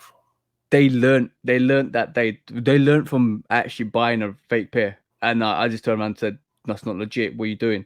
Next time, come to me." And that's how they learn. But a lot of people don't have that. A lot of people don't have that person that they can go to. Bro, I got a dude my wife used to work with. He buys fake sneakers all the time, and he knows they fake because he don't Yeah, want to spend but the that's money different. on the real ones. But that's different. That's different. He knowingly buys them. When you unlock the whole, what I'm referring to is when you get sucker punched into buying a fake pair. Hey man, fool me once, shame on you. Fool me twice, shame on me. You gotta But learn. You gotta do your research. Oh, we gonna keep going in circles, bro. That's why I said this will never end the conversation. You can't. You trying to take up for people that don't know. Why don't they yeah, know? Whose fault is I'm that? defending the vulnerable people, bro. I understand, bro. I understand. But when you started buying sneakers, how many fakes did you buy? None, Why? because I did my research. Facts. End of story. But You can't. but they, You can't expect less from other people. You can't. I know, but not no, but bro, like the situation with that is that not a lot of people are like me and you. Not a lot of Who people fault are. is that? That's what I'm saying, bro. Who fault is it? Ah, I want I want to say Yes, their fault. taking advantage of people that don't understand what's going on is wrong. We know this. Yeah. I agree with you 100% on that. I don't like fakes just like you don't like fakes. Yeah. That's why we talk to people. That's why we do this podcast. To let people know. I ain't got Mhm. no fakes to pull out to be able to show you what a fake look like versus a real, because I ain't finna waste my money on no fake sneakers. Yeah. Some people don't care to know. That's on them. Hopefully they won't embarrass themselves. Hopefully they Yeah. won't run into the dude that be singing about the fake Jordans on the street. The thing is, from my perspective, when you have constant people on on TikTok trying to do lives to showcase their fake apparel, and especially the fake apparel, the fake sneakers, to try and sell it to people like yo, bro. There's a situation where people selling fake pandas a couple of years last year, just to kind of like get people pandas because they were really hard to get. So and because TikTok kicked the panda wave off in terms of making it relevant. People were just jumping and buying fake pandas because they couldn't get them, and they didn't realize they were fake, they weren't real. Bruh, I'm just saying. you ever heard of Timo? Yeah. I don't want to talk about this no more.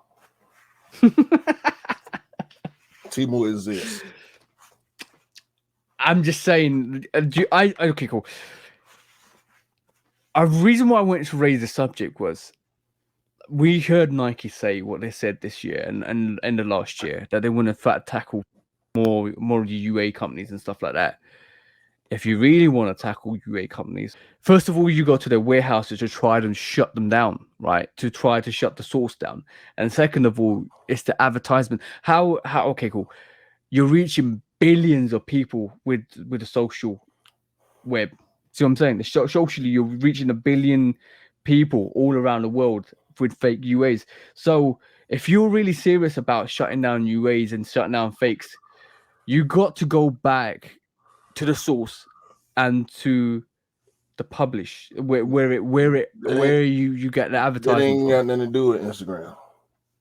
That's on Nike. It ain't got nothing to do with Yeah. the social platforms. That's the bottom line. These platforms, unless they're contracted to do that, and it's still not going to be in their best interest. So they will have to be compensated in such a way that it will make sense for them to want to do that. Because at that point, you stifling your base. At the end of the day, that's how they're gonna see it. They don't care what you. As long as it's within them guidelines, they don't care.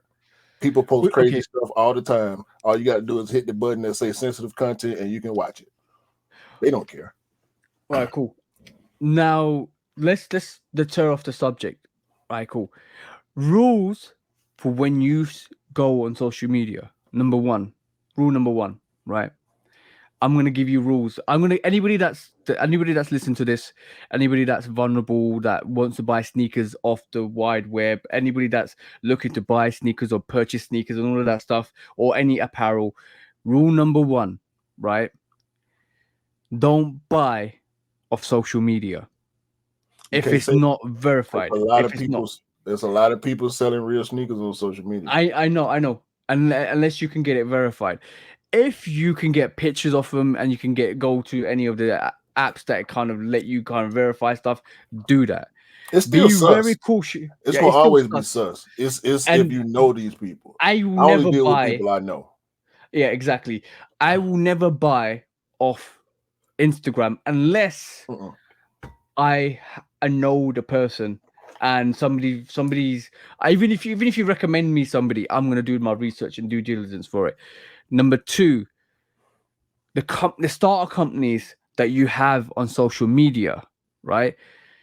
Do a background check. Go out, look for the company on or outside the social platform like TikTok on Instagram. Have they got a fundamental base where they have their own website, their own stores, all of that stuff? Is it a retail store that you can actually go and visit? Is there a hard address to it? All of that stuff will determine whether you purchase that product or not, right? Because that determines they might have BSTN. I didn't know BSTN were legit until I did research with BSTN and Kickstart.co.uk and Pro Direct Soccer and all of that stuff. I had to do my research to work out if they were legit. Because when I first come across them, I thought, oh, I could call these sneakers are sitting. They like this, wherever this company. Oh, this is in Zurich. This is there. This is there. This is there. All of that stuff you need to make sure that you can actually validate. That's number two. Number three, be very cautious and go onto AliExpress. Grab the picture that they're selling the sneaker with. Put it on Google and search the picture and see where it comes up. If it like some of these companies, Instagram companies use or source their stuff from AliExpress and they're not legit and they post it on social media and sell these products. First of all, the quality is not that great. Second of all, the reviews are fake. Thirdly, you don't know what you're gonna get. The sizing is gonna be wrong. All of that stuff. This is why a lot of people, when they buy from social media places like Instagram and TikTok and all of that stuff, they are left very disappointed with their purchases because they don't realize that it's coming from a certain place that doesn't do the size, that the sizes are wrong, and all of that drama comes with it, bro. So I'm just telling you guys, if you're going to buy anything from social media, if you're going to buy anything from Instagram or TikTok or Facebook, all of that stuff, or Beatbop or anything like that, right?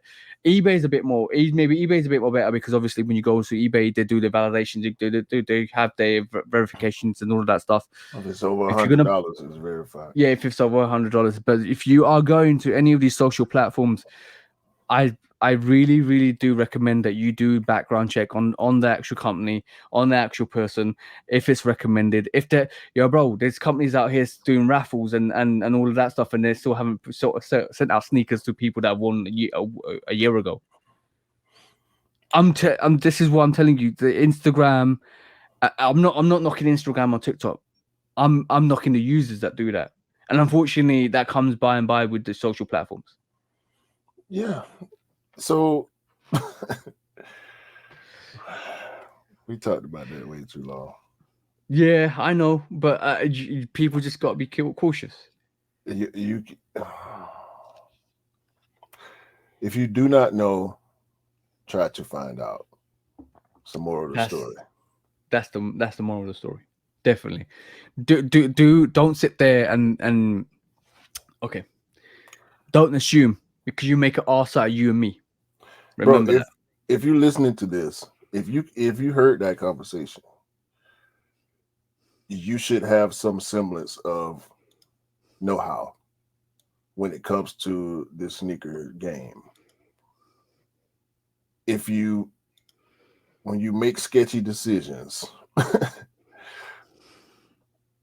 you'll get sketchy results. Yeah. I remember a Judge Judy episode a long time ago when they go to claims court, and one of the claims was this Yeezys. eBay. No. It was even worse than that. Somebody sold a phone, and they got a picture of a phone in an envelope, and basically they said that they were selling the picture of the phone for £500. People do that, and they get away with it.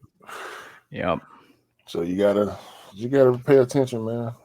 Yep. Read the fine print. Make sure you read the Triple fine check. print. If you on eBay or any of these resale platforms, if it says the word picture in the description, it's a picture. They're selling you a picture. Yeah, just That's be careful. Don't. That's the only way to beat that. If it doesn't say picture, then you can get your money back because the description was incorrect and it was false advertisement. I've seen that a bunch of times. Yeah, people were just selling don't pictures get. of PlayStation 5s for $1,200. Just don't get sucker punched. You don't want your brain to pass that cerebral fluid and hit the skull, and you get knocked out. So I got a headache now. Just even thinking about it. Just be careful, guys, and it's too much. It's too much to just blame one thing. It's a lot of moving parts. It's a lot. That type of stuff. It's a lot of clogs to the UA equation, and it's hard. And I can understand why Nike find it really hard. Next quick strike is, bro. Are we saying mock-ups and UAs are now official pictures? That's what you said. That's what I'm saying. That's what I'm saying. I bring to your attention. Case number 1, bro. The Amamania 5. This is shout out to Soul Supplier. This is on Soul Supplier's website. This is apparently the first look of the Amamania 5. No. Yeah. No. This is the same picture we've been seeing for the past 3-4 months. Yep. So what you ain't nothing official about this? Come on, bro. I'm just saying, bro. It's not a lot by definition. We mentioned hold on. We mentioned that some people, unreliable sources that can't be validated, are taking sneaky pictures in the factories and put them out there, and it's apparently what we're gonna get. And what we're gonna get is what then posted and taken up by everybody out there, because you know what, FOMO is a big thing, right? FOMO is a big thing because basically, if you don't post it and it's out there, nobody's coming to your page to check out that first look. That's why it's goofy that we saw the video of the dude with the fake quote unquote Amamania 5s. We knew it was cap. If you didn't know it was cap, guess what? You ain't did your research. Exactly. Like, tell me where that left sneaker is, bro. Tell me where that left sneaker with that Amamania. Yeah, where that Amamania sign is. The only time you have seen a legit pair of Amamania 5s were on the feet of James Whitner. Period. Yep. If it's not them pictures of James Whitner posing with them couple of guys, it's like 2 or 3 pictures. If it's not that picture, it's not legit. Do not go for it. Look how ashy that looks, bro. I don't care how ashy it looks, because it may be that ashy. I'm not tripping on none of that, bro. I'm tripping on the fact that it's missing the Amamania branding. There on this slide that you're showing, there are multiple pictures. One of them at least has a 23 on the side. This shoe ain't got no 23 on the side. Nope. Jordans that have the PE branded 23 on the lateral heel have them on both sides. So why does this sneaker not have it, and another picture that they're showing in the same slide that's supposed to be the same shoe have it? It's cap, and it's all cap. and conveniently, Yeah, very conveniently, you don't see the left sneaker, and the people that actually did the on-look hand video pictures to this, both of the sneakers had the Jumpman on the tongue on the left and the right, so they're obviously not real. They're definitely and not real. the netting wasn't yellowed on that video, and a lot of these pictures the netting ain't yellowed. It's clearly yellowed on James Whitner's pair, but it's not the same yellow that we see on these first looks. There's so much And detailing we don't have left out. any other pictures with white laces. James Whitney got white laces in his. Yeah, there's legitimately, right, bro. There's so many pictures that are there's so many pictures, and there's like a lot of people. Like, I'm gonna say this, a lot of people picked up on those on those UA5s. A lot of people said this is the first look of the UA5s, and you know what? It just feels like I know the UA companies are now ahead of the game. They're ahead of the game. They have people in the factories that they send the samples, and then they're manufacturing. We previously, I would say 2-3 years, 4 years back, we were saying you give it a week or two before you make sure you get your sneaker within a month because you might get a UA. Now it's like make sure you get it from a proper retailer because it might be a UA. And people are pre-ordering these sneakers because they think they're real, bro. This this the same thing we were just talking about. Yeah, Bro. Y'all got to. You're doing it to yourself, bro. I refuse to feel sorry for somebody that's falling for so much of this cap. I can understand somebody new. Hold on, no. I let you go. Yep. I can understand people being new to the game, being new to the environment, and not understanding how it works. That's all well and good. When I started, just like you said a minute ago, when you started, you did your research, you checked your sources, you made sure. I'm pretty sure you talk to people just like I did. I don't know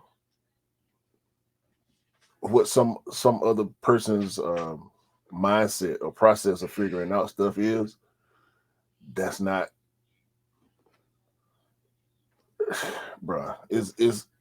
It's levels. It's levels to everything.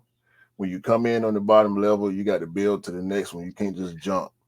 Yep. And a lot of people when you do that, you end up missing the mark and you fall on your face and you're gonna have to start all over again, bro.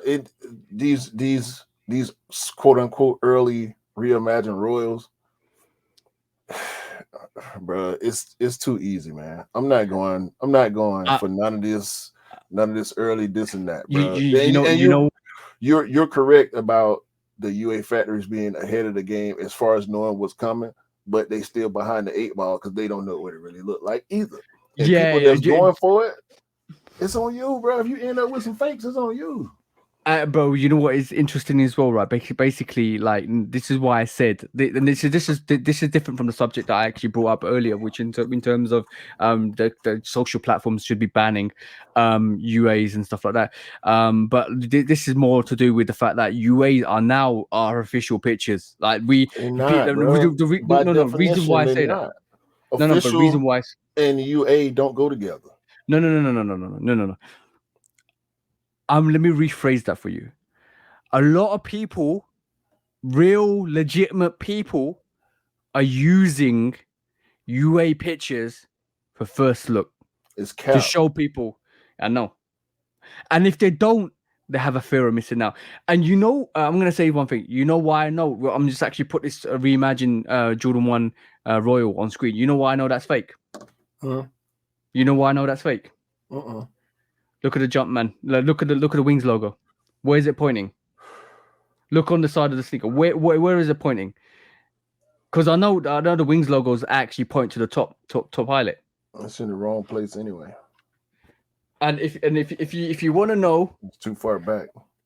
If you want to know, bro, I'm just showing you the chameleons. Where is that pointing, bro? Where does it point, bro? To the top eyelet. It's too far back.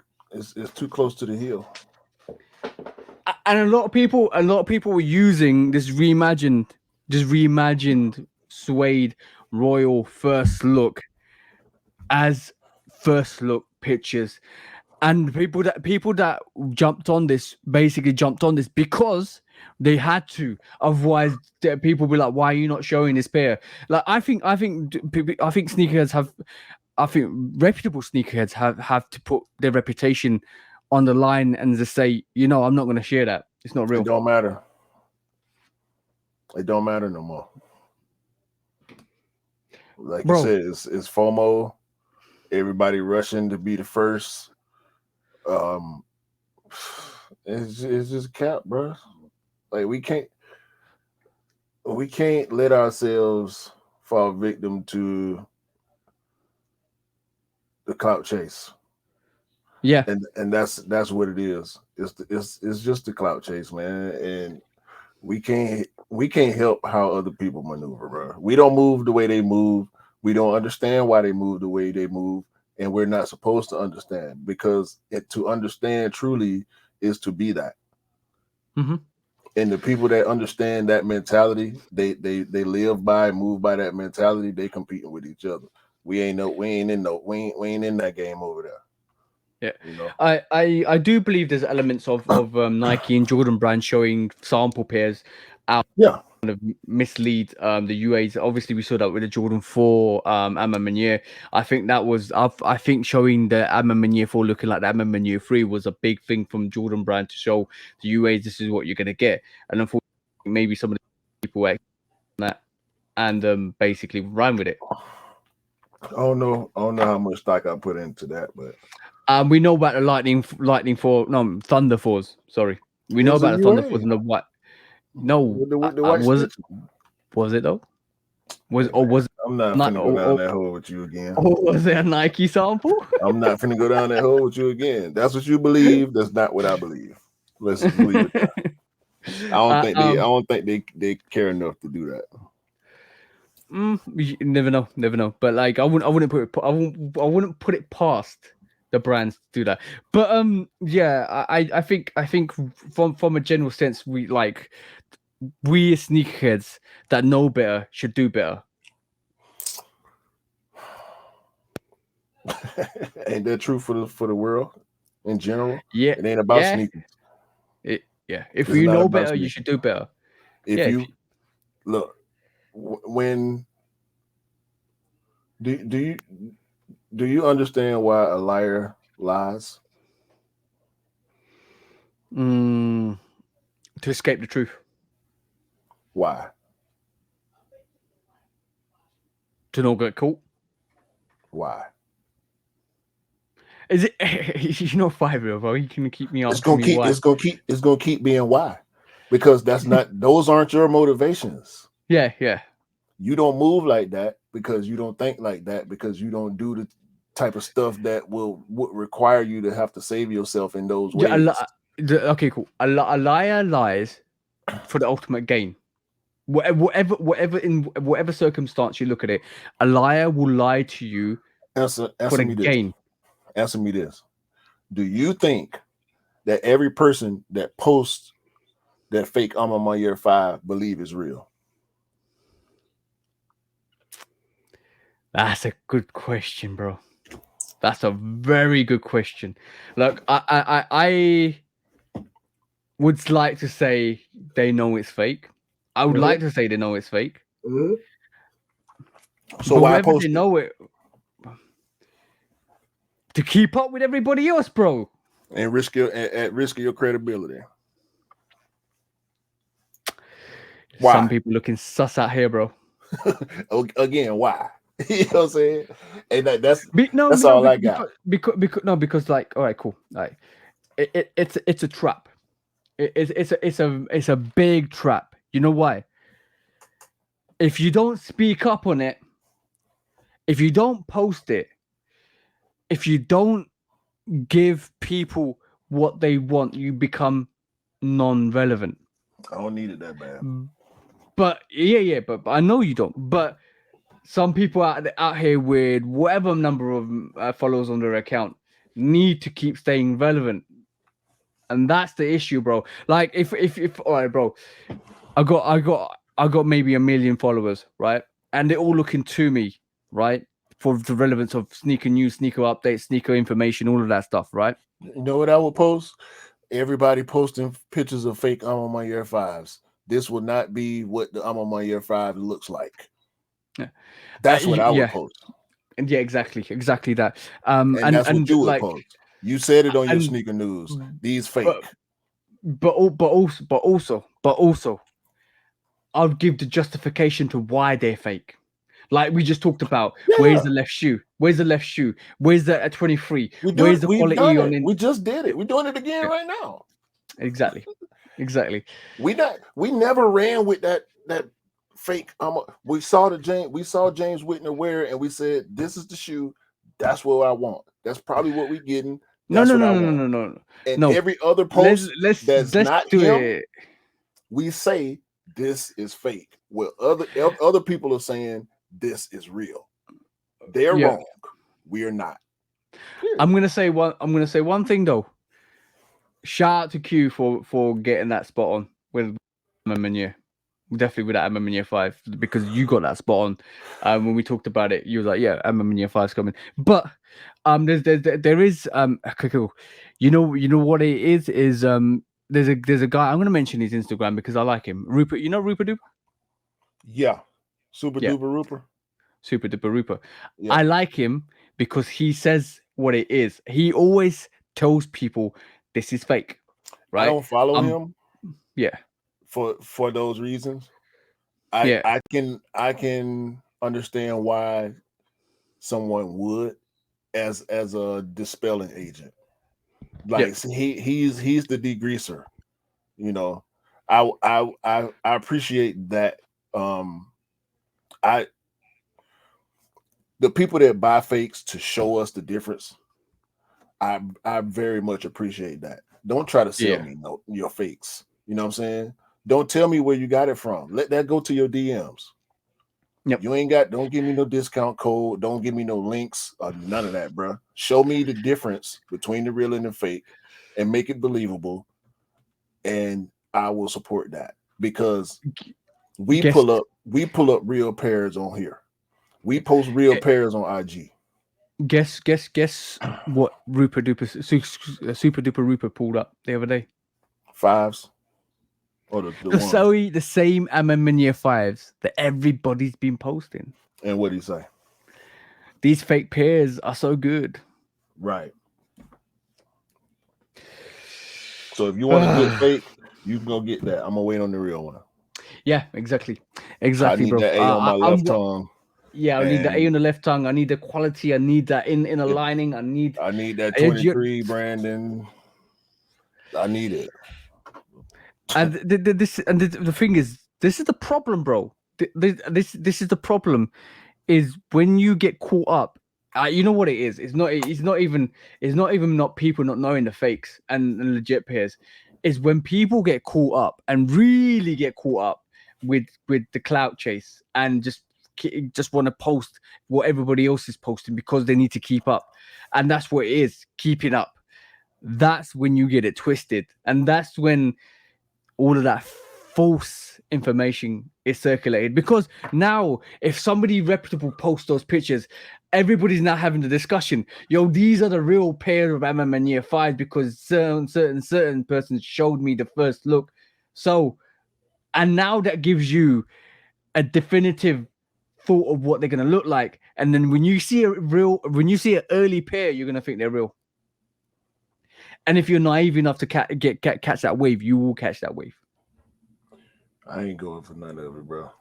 I mean, we see pictures and we get excited. The Union, when we saw the Union 1 Footscape, we were like, okay, this something different. The more I saw it, I came around to it, and then we saw Sneaker Bar Detroit, who are known for posting on feet of the actual release. they ain't been wrong yet. Yeah. Why? Because they wait and they do their due diligence and they get real pairs, and that's what they give us. Yeah, and what we don't realize is credibility is a big thing in this industry. Bro, Credibility is where you need to keep it at. that's what it's all about. That's what it's all about. And like I said before, my memory bad, bro. I'll give you I'll say a wrong date, a wrong year. I'll get names mixed up. 2.0, 3.0. I remember saying Pine Green 3.0. Ain't no 3.0. It's 1.0 and 2.0. Mm-hmm. But when you going out there broadcasting unconfirmed information, it don't take nothing but once or twice for me, and I might hit block. I don't want to see nothing you posting. Yeah. I'm waiting on Sneaker Bar Detroit to see that on foot with them socks with the logo on there, and that's what I'm rolling with. I ain't rocking with none of these folks. It's important.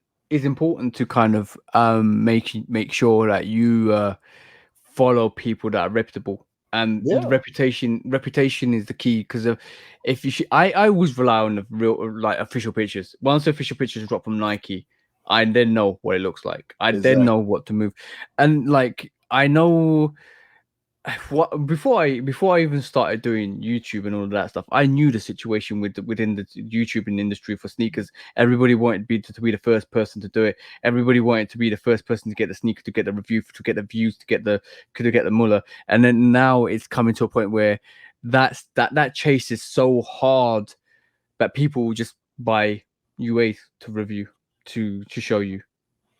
Whatever, man. They can waste their money if they want to, bro. I ain't doing it. I ain't with none of it. Exactly. Hey, bro. 2 intensive subjects. We slightly are overrunning, but 2 intensive subjects, bro. I knew you was gonna do that too. We had the unscheduled hiatus, family situation for myself personally. I said TJ gonna come back and try to take me 3 hours. I knew it. No, we're not 3 hours. I knew. I was watching the time. Yeah, I was watching the time. Oh, I got you down, bro. Every time we miss a show, it'd be. I wanted, the truth be told, I wanted the part last week, but I really couldn't. I didn't need to. Yeah, and I appreciate you, checking on me and allowing me to break. You don't know how much I appreciate that, bro. Your family, your family. That's no question. But yeah, I knew you was gonna get me. You got me too, and you got me mad too. You got me mad on that because, bro. Come on, man. We talking about fake shoes, bro. Yeah. That's not what we do, but it's like we get mad talking about fakes every time. But we still have to have the discussion, because if we don't have the discussion, we can't iron out the situation. But one thing I've noticed over the last 5-6 years, that UAs are becoming. Obviously, I regard every fake pair as a UA. I don't classify a fake pair to a UA pair as a difference. To me, they're both fake, right? Fake, replica UAs. Because when some certain people come at me and say, "Yo, UAs are different to replicas," I said, "I know that, but they're still fake." Yeah, but UAs are more closer because they're the rejected pairs that Nike don't want. What? And I was like, "Yo, but they're not authentic." No, it's not. Fake. No, it's not. That's called a B grade, sir. Pairs that Nike made and didn't want, that's called a B grade. C grade. And this is the argument.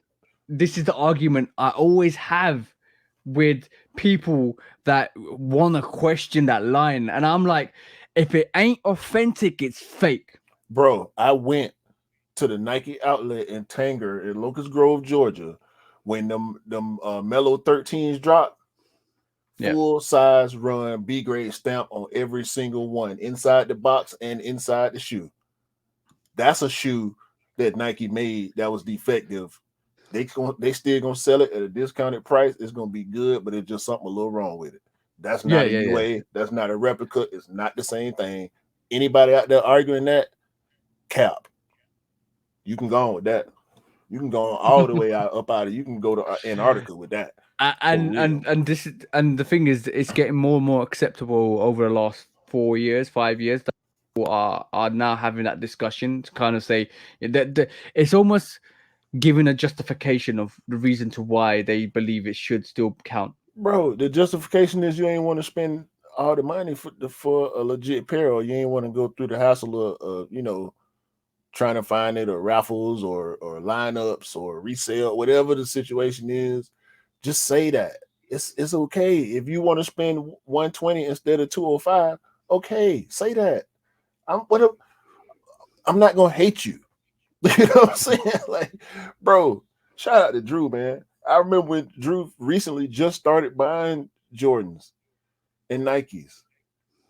Drew been my friend since I've been knowing him. His footwear selection didn't have nothing to do with it. And it's going to always be that. Shout out to Darwin. Same thing with him. He just recently started buying Jordans.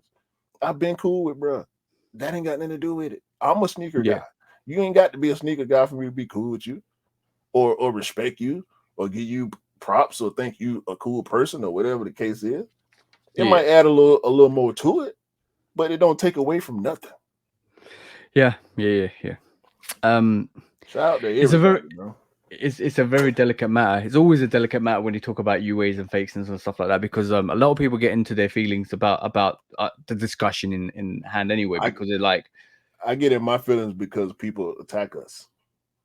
Yeah. Well, you know what the big question, the big question always is you know what? Not a big question. The judgment we get is like, you're a fool for buying real pairs because the fake pairs are cheaper.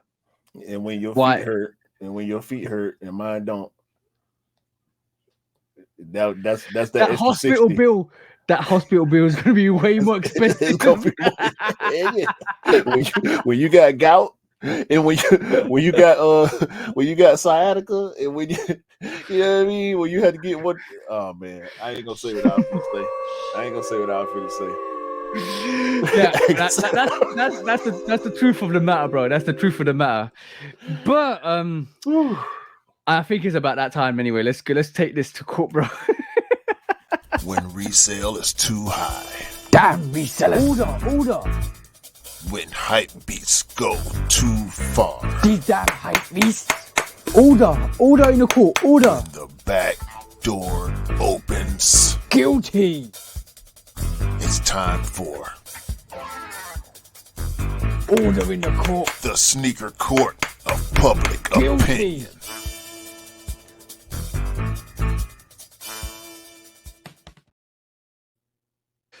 Hey, what is up? Sneaker Court of Public Opinion is back on our screen. Guilty. Welcome back to Sneaker Court of Public Opinion with me, Judge Public Opinion and Executioner. What's up, bro? It's been 3 weeks, man. It's been 3 weeks. We're back. We didn't have it for the last week because there wasn't any bad behavior that we can actually sense, but there is some bad behavior this week. This week is 2 court cases. First on the docket is I'm shouting out to all the people that create those rumors, all the people that come out and say, yo, Travis is doing this, Travis is doing that, Travis is doing nothing that you don't know about. Let's just be honest. You don't know because you're hyped about getting a Travis, or you're getting hyped about the Mac Attack, or you're getting hyped about the Jordan 7 Travis Scott, the Jordan 3 Travis Scott. You're showed where you want something that's out there. I can understand why you make up the rumors. You're just excited, very excited, so excited that your feet are itching. And you lie. You lie. You're not telling the truth. Liar. You're being deceptive. Because, like, let's be honest.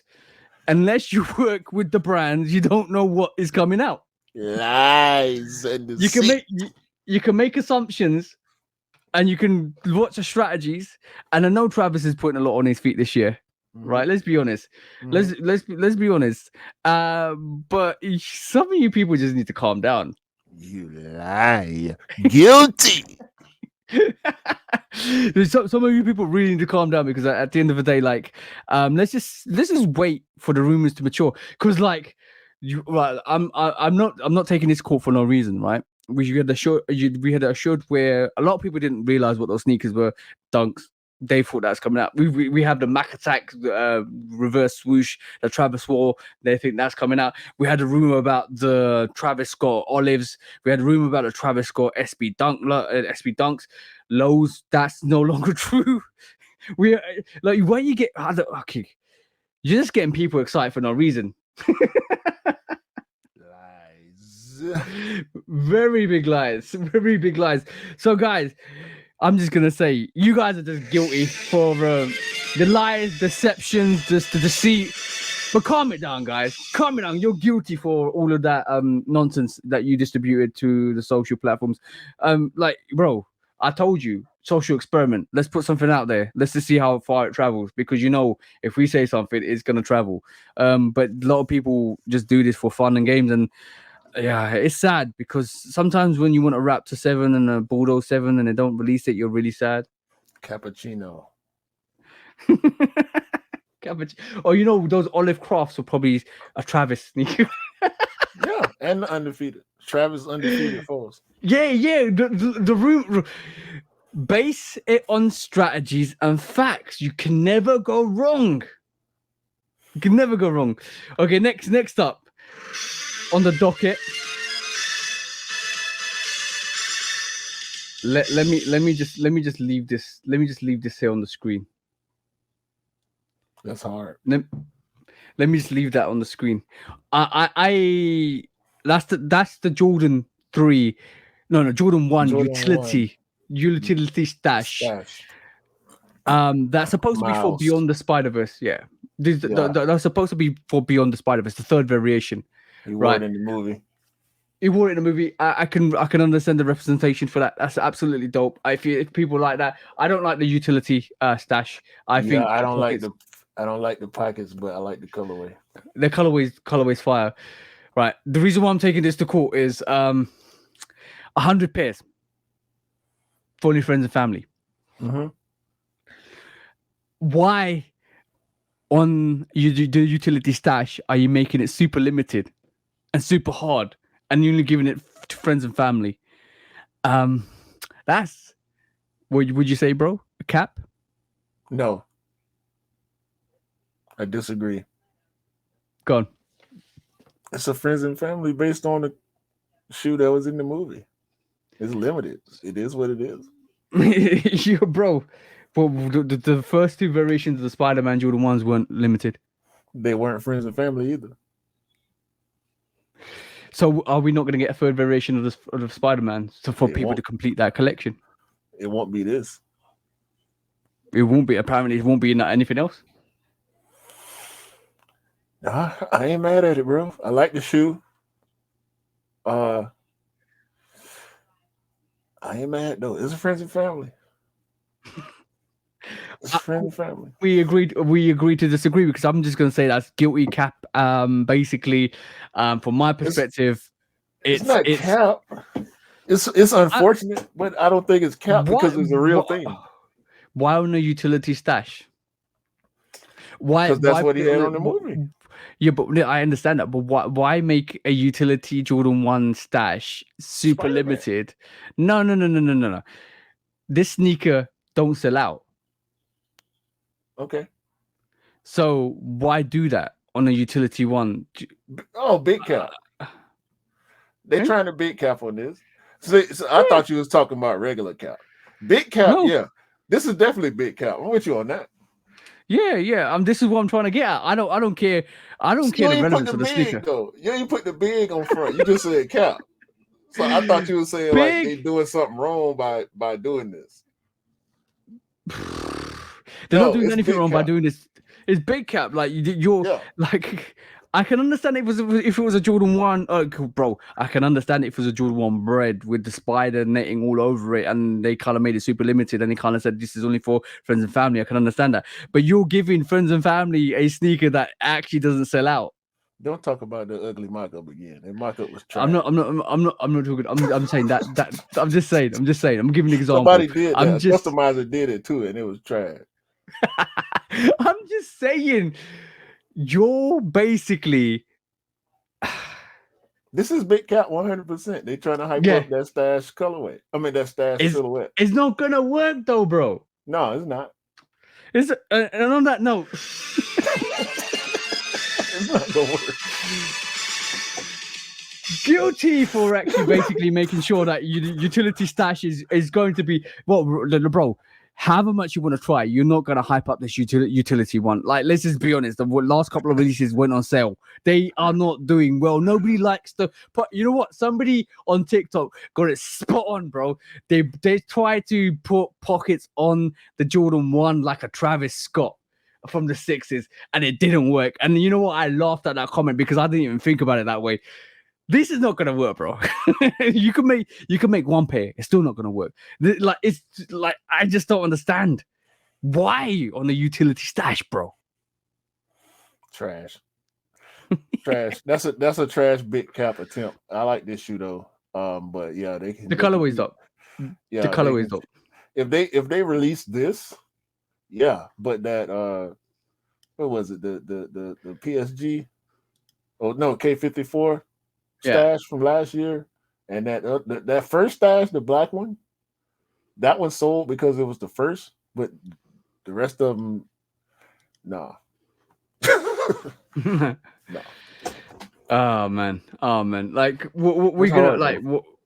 But yeah, the colorway is hard, but like what's Miles Morales gonna do? Story Spiderweb in there. I don't know. Oh man. When resale is too high. Damn resellers. Order. When hype beats go too far. These damn hype beasts. Order in the court. Order. When the back door opens. Guilty. It's time for Order in the court. the sneaker court of public Guilty. opinion.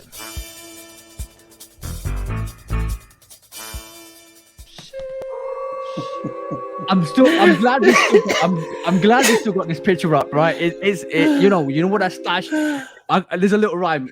People are gonna store their stash in cash in their ash because that booty on that sneaker is where you want to see. Watch out. Stash your cash in your ash. Yeah, your battery died in the court, bro. He was like, Yeah, I don't know, bro. I'm lost for words. oh man, your battery rarely dies, bro. That was great. That was great. You know what? There's certain amount of sneakers that there's certain amount of subjects that I cannot stop talking about. But this is the first time I've been lost for words on a sneaker. Oh, we need to find more 100%. topics that make you lose words. Because that was funny, bro.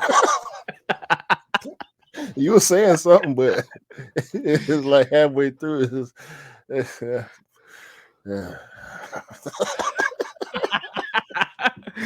I do, bro.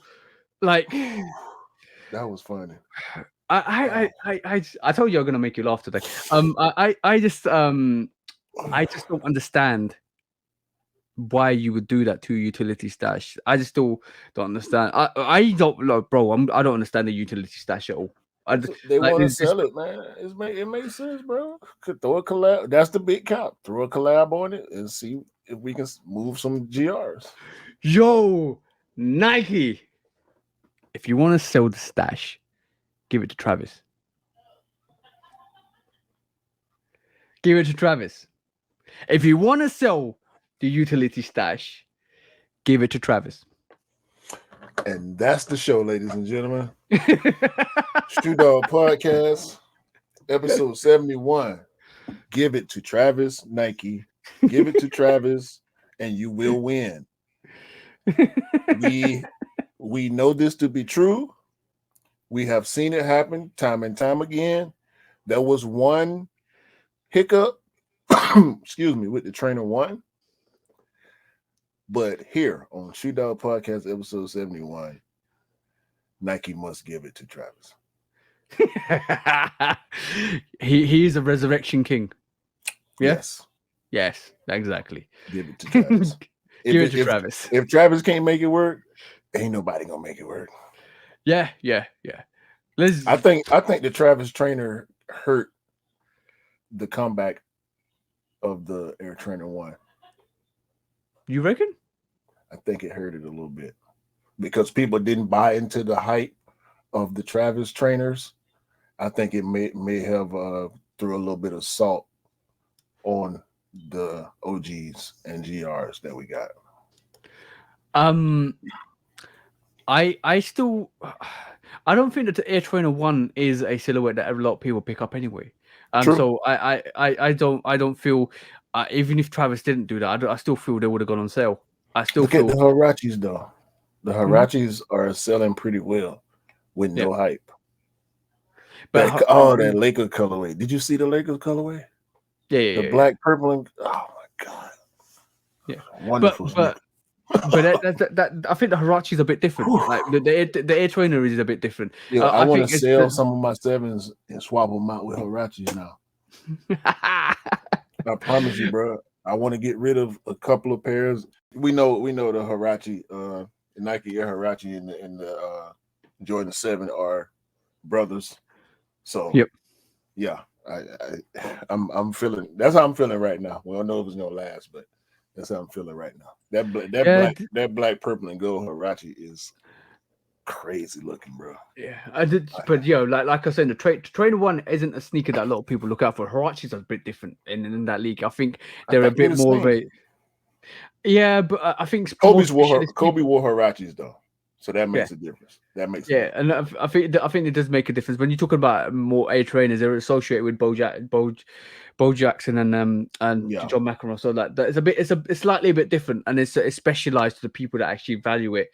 Which I agree. But like I do believe the Travis Scott Air Trainer 1s will be doing well in the future. I think that's a sneaker that a lot of people will look back at and realize that's actually quite nice. We'll see, man. We'll see. But yeah, man, Travis can make it happen. Yeah, if he can't make it pop, it's probably not gonna pop like they wanted to. You know what would be really funny is in a couple of weeks if we see Travis wear a Jordan 1 utility stash. I wouldn't be surprised. You heard it here first on the Shoe Dog podcast. he got the Spider-Mans. Yeah. I guarantee you, he got the Spider-Mans. He might pop out with them on. What you mean the 100 pairs limited? Yeah, he got one. Yeah. I agree. Probably got one. If he don't, he gonna get one. Probably a lot of people that worked on the movie got him. Yeah. But 100%. Yeah, man. Go on, call us out, bro. It's episode 71 of the Shoe Dog podcast. Are we calling it Give It to Travis, yeah? Give it to Travis. Give it to Travis. Yeah, exactly. Right. Call us out, bro. Call us out. Episode 71. We bike. Appreciate it. We appreciate everybody on the socials reaching out, following us. Love Cake Customs, 808 Cakes ATL, Shoe Dog Podcast, social medias, YouTube, audios. Shout out to all the audio listeners. We love y'all. Y'all come holler at us on the socials. And y'all check us out on the YouTubes if y'all got time. We appreciate all the support as usual. For my bro, TJ, myself, we appreciate everybody. We hope everybody has a great day, week, month, year, continued progress. We hope everybody staying safe and healthy out here. Shout out to Miss Dot. I love you. Shoot Out Podcast. We out of here. Peace. Peace out.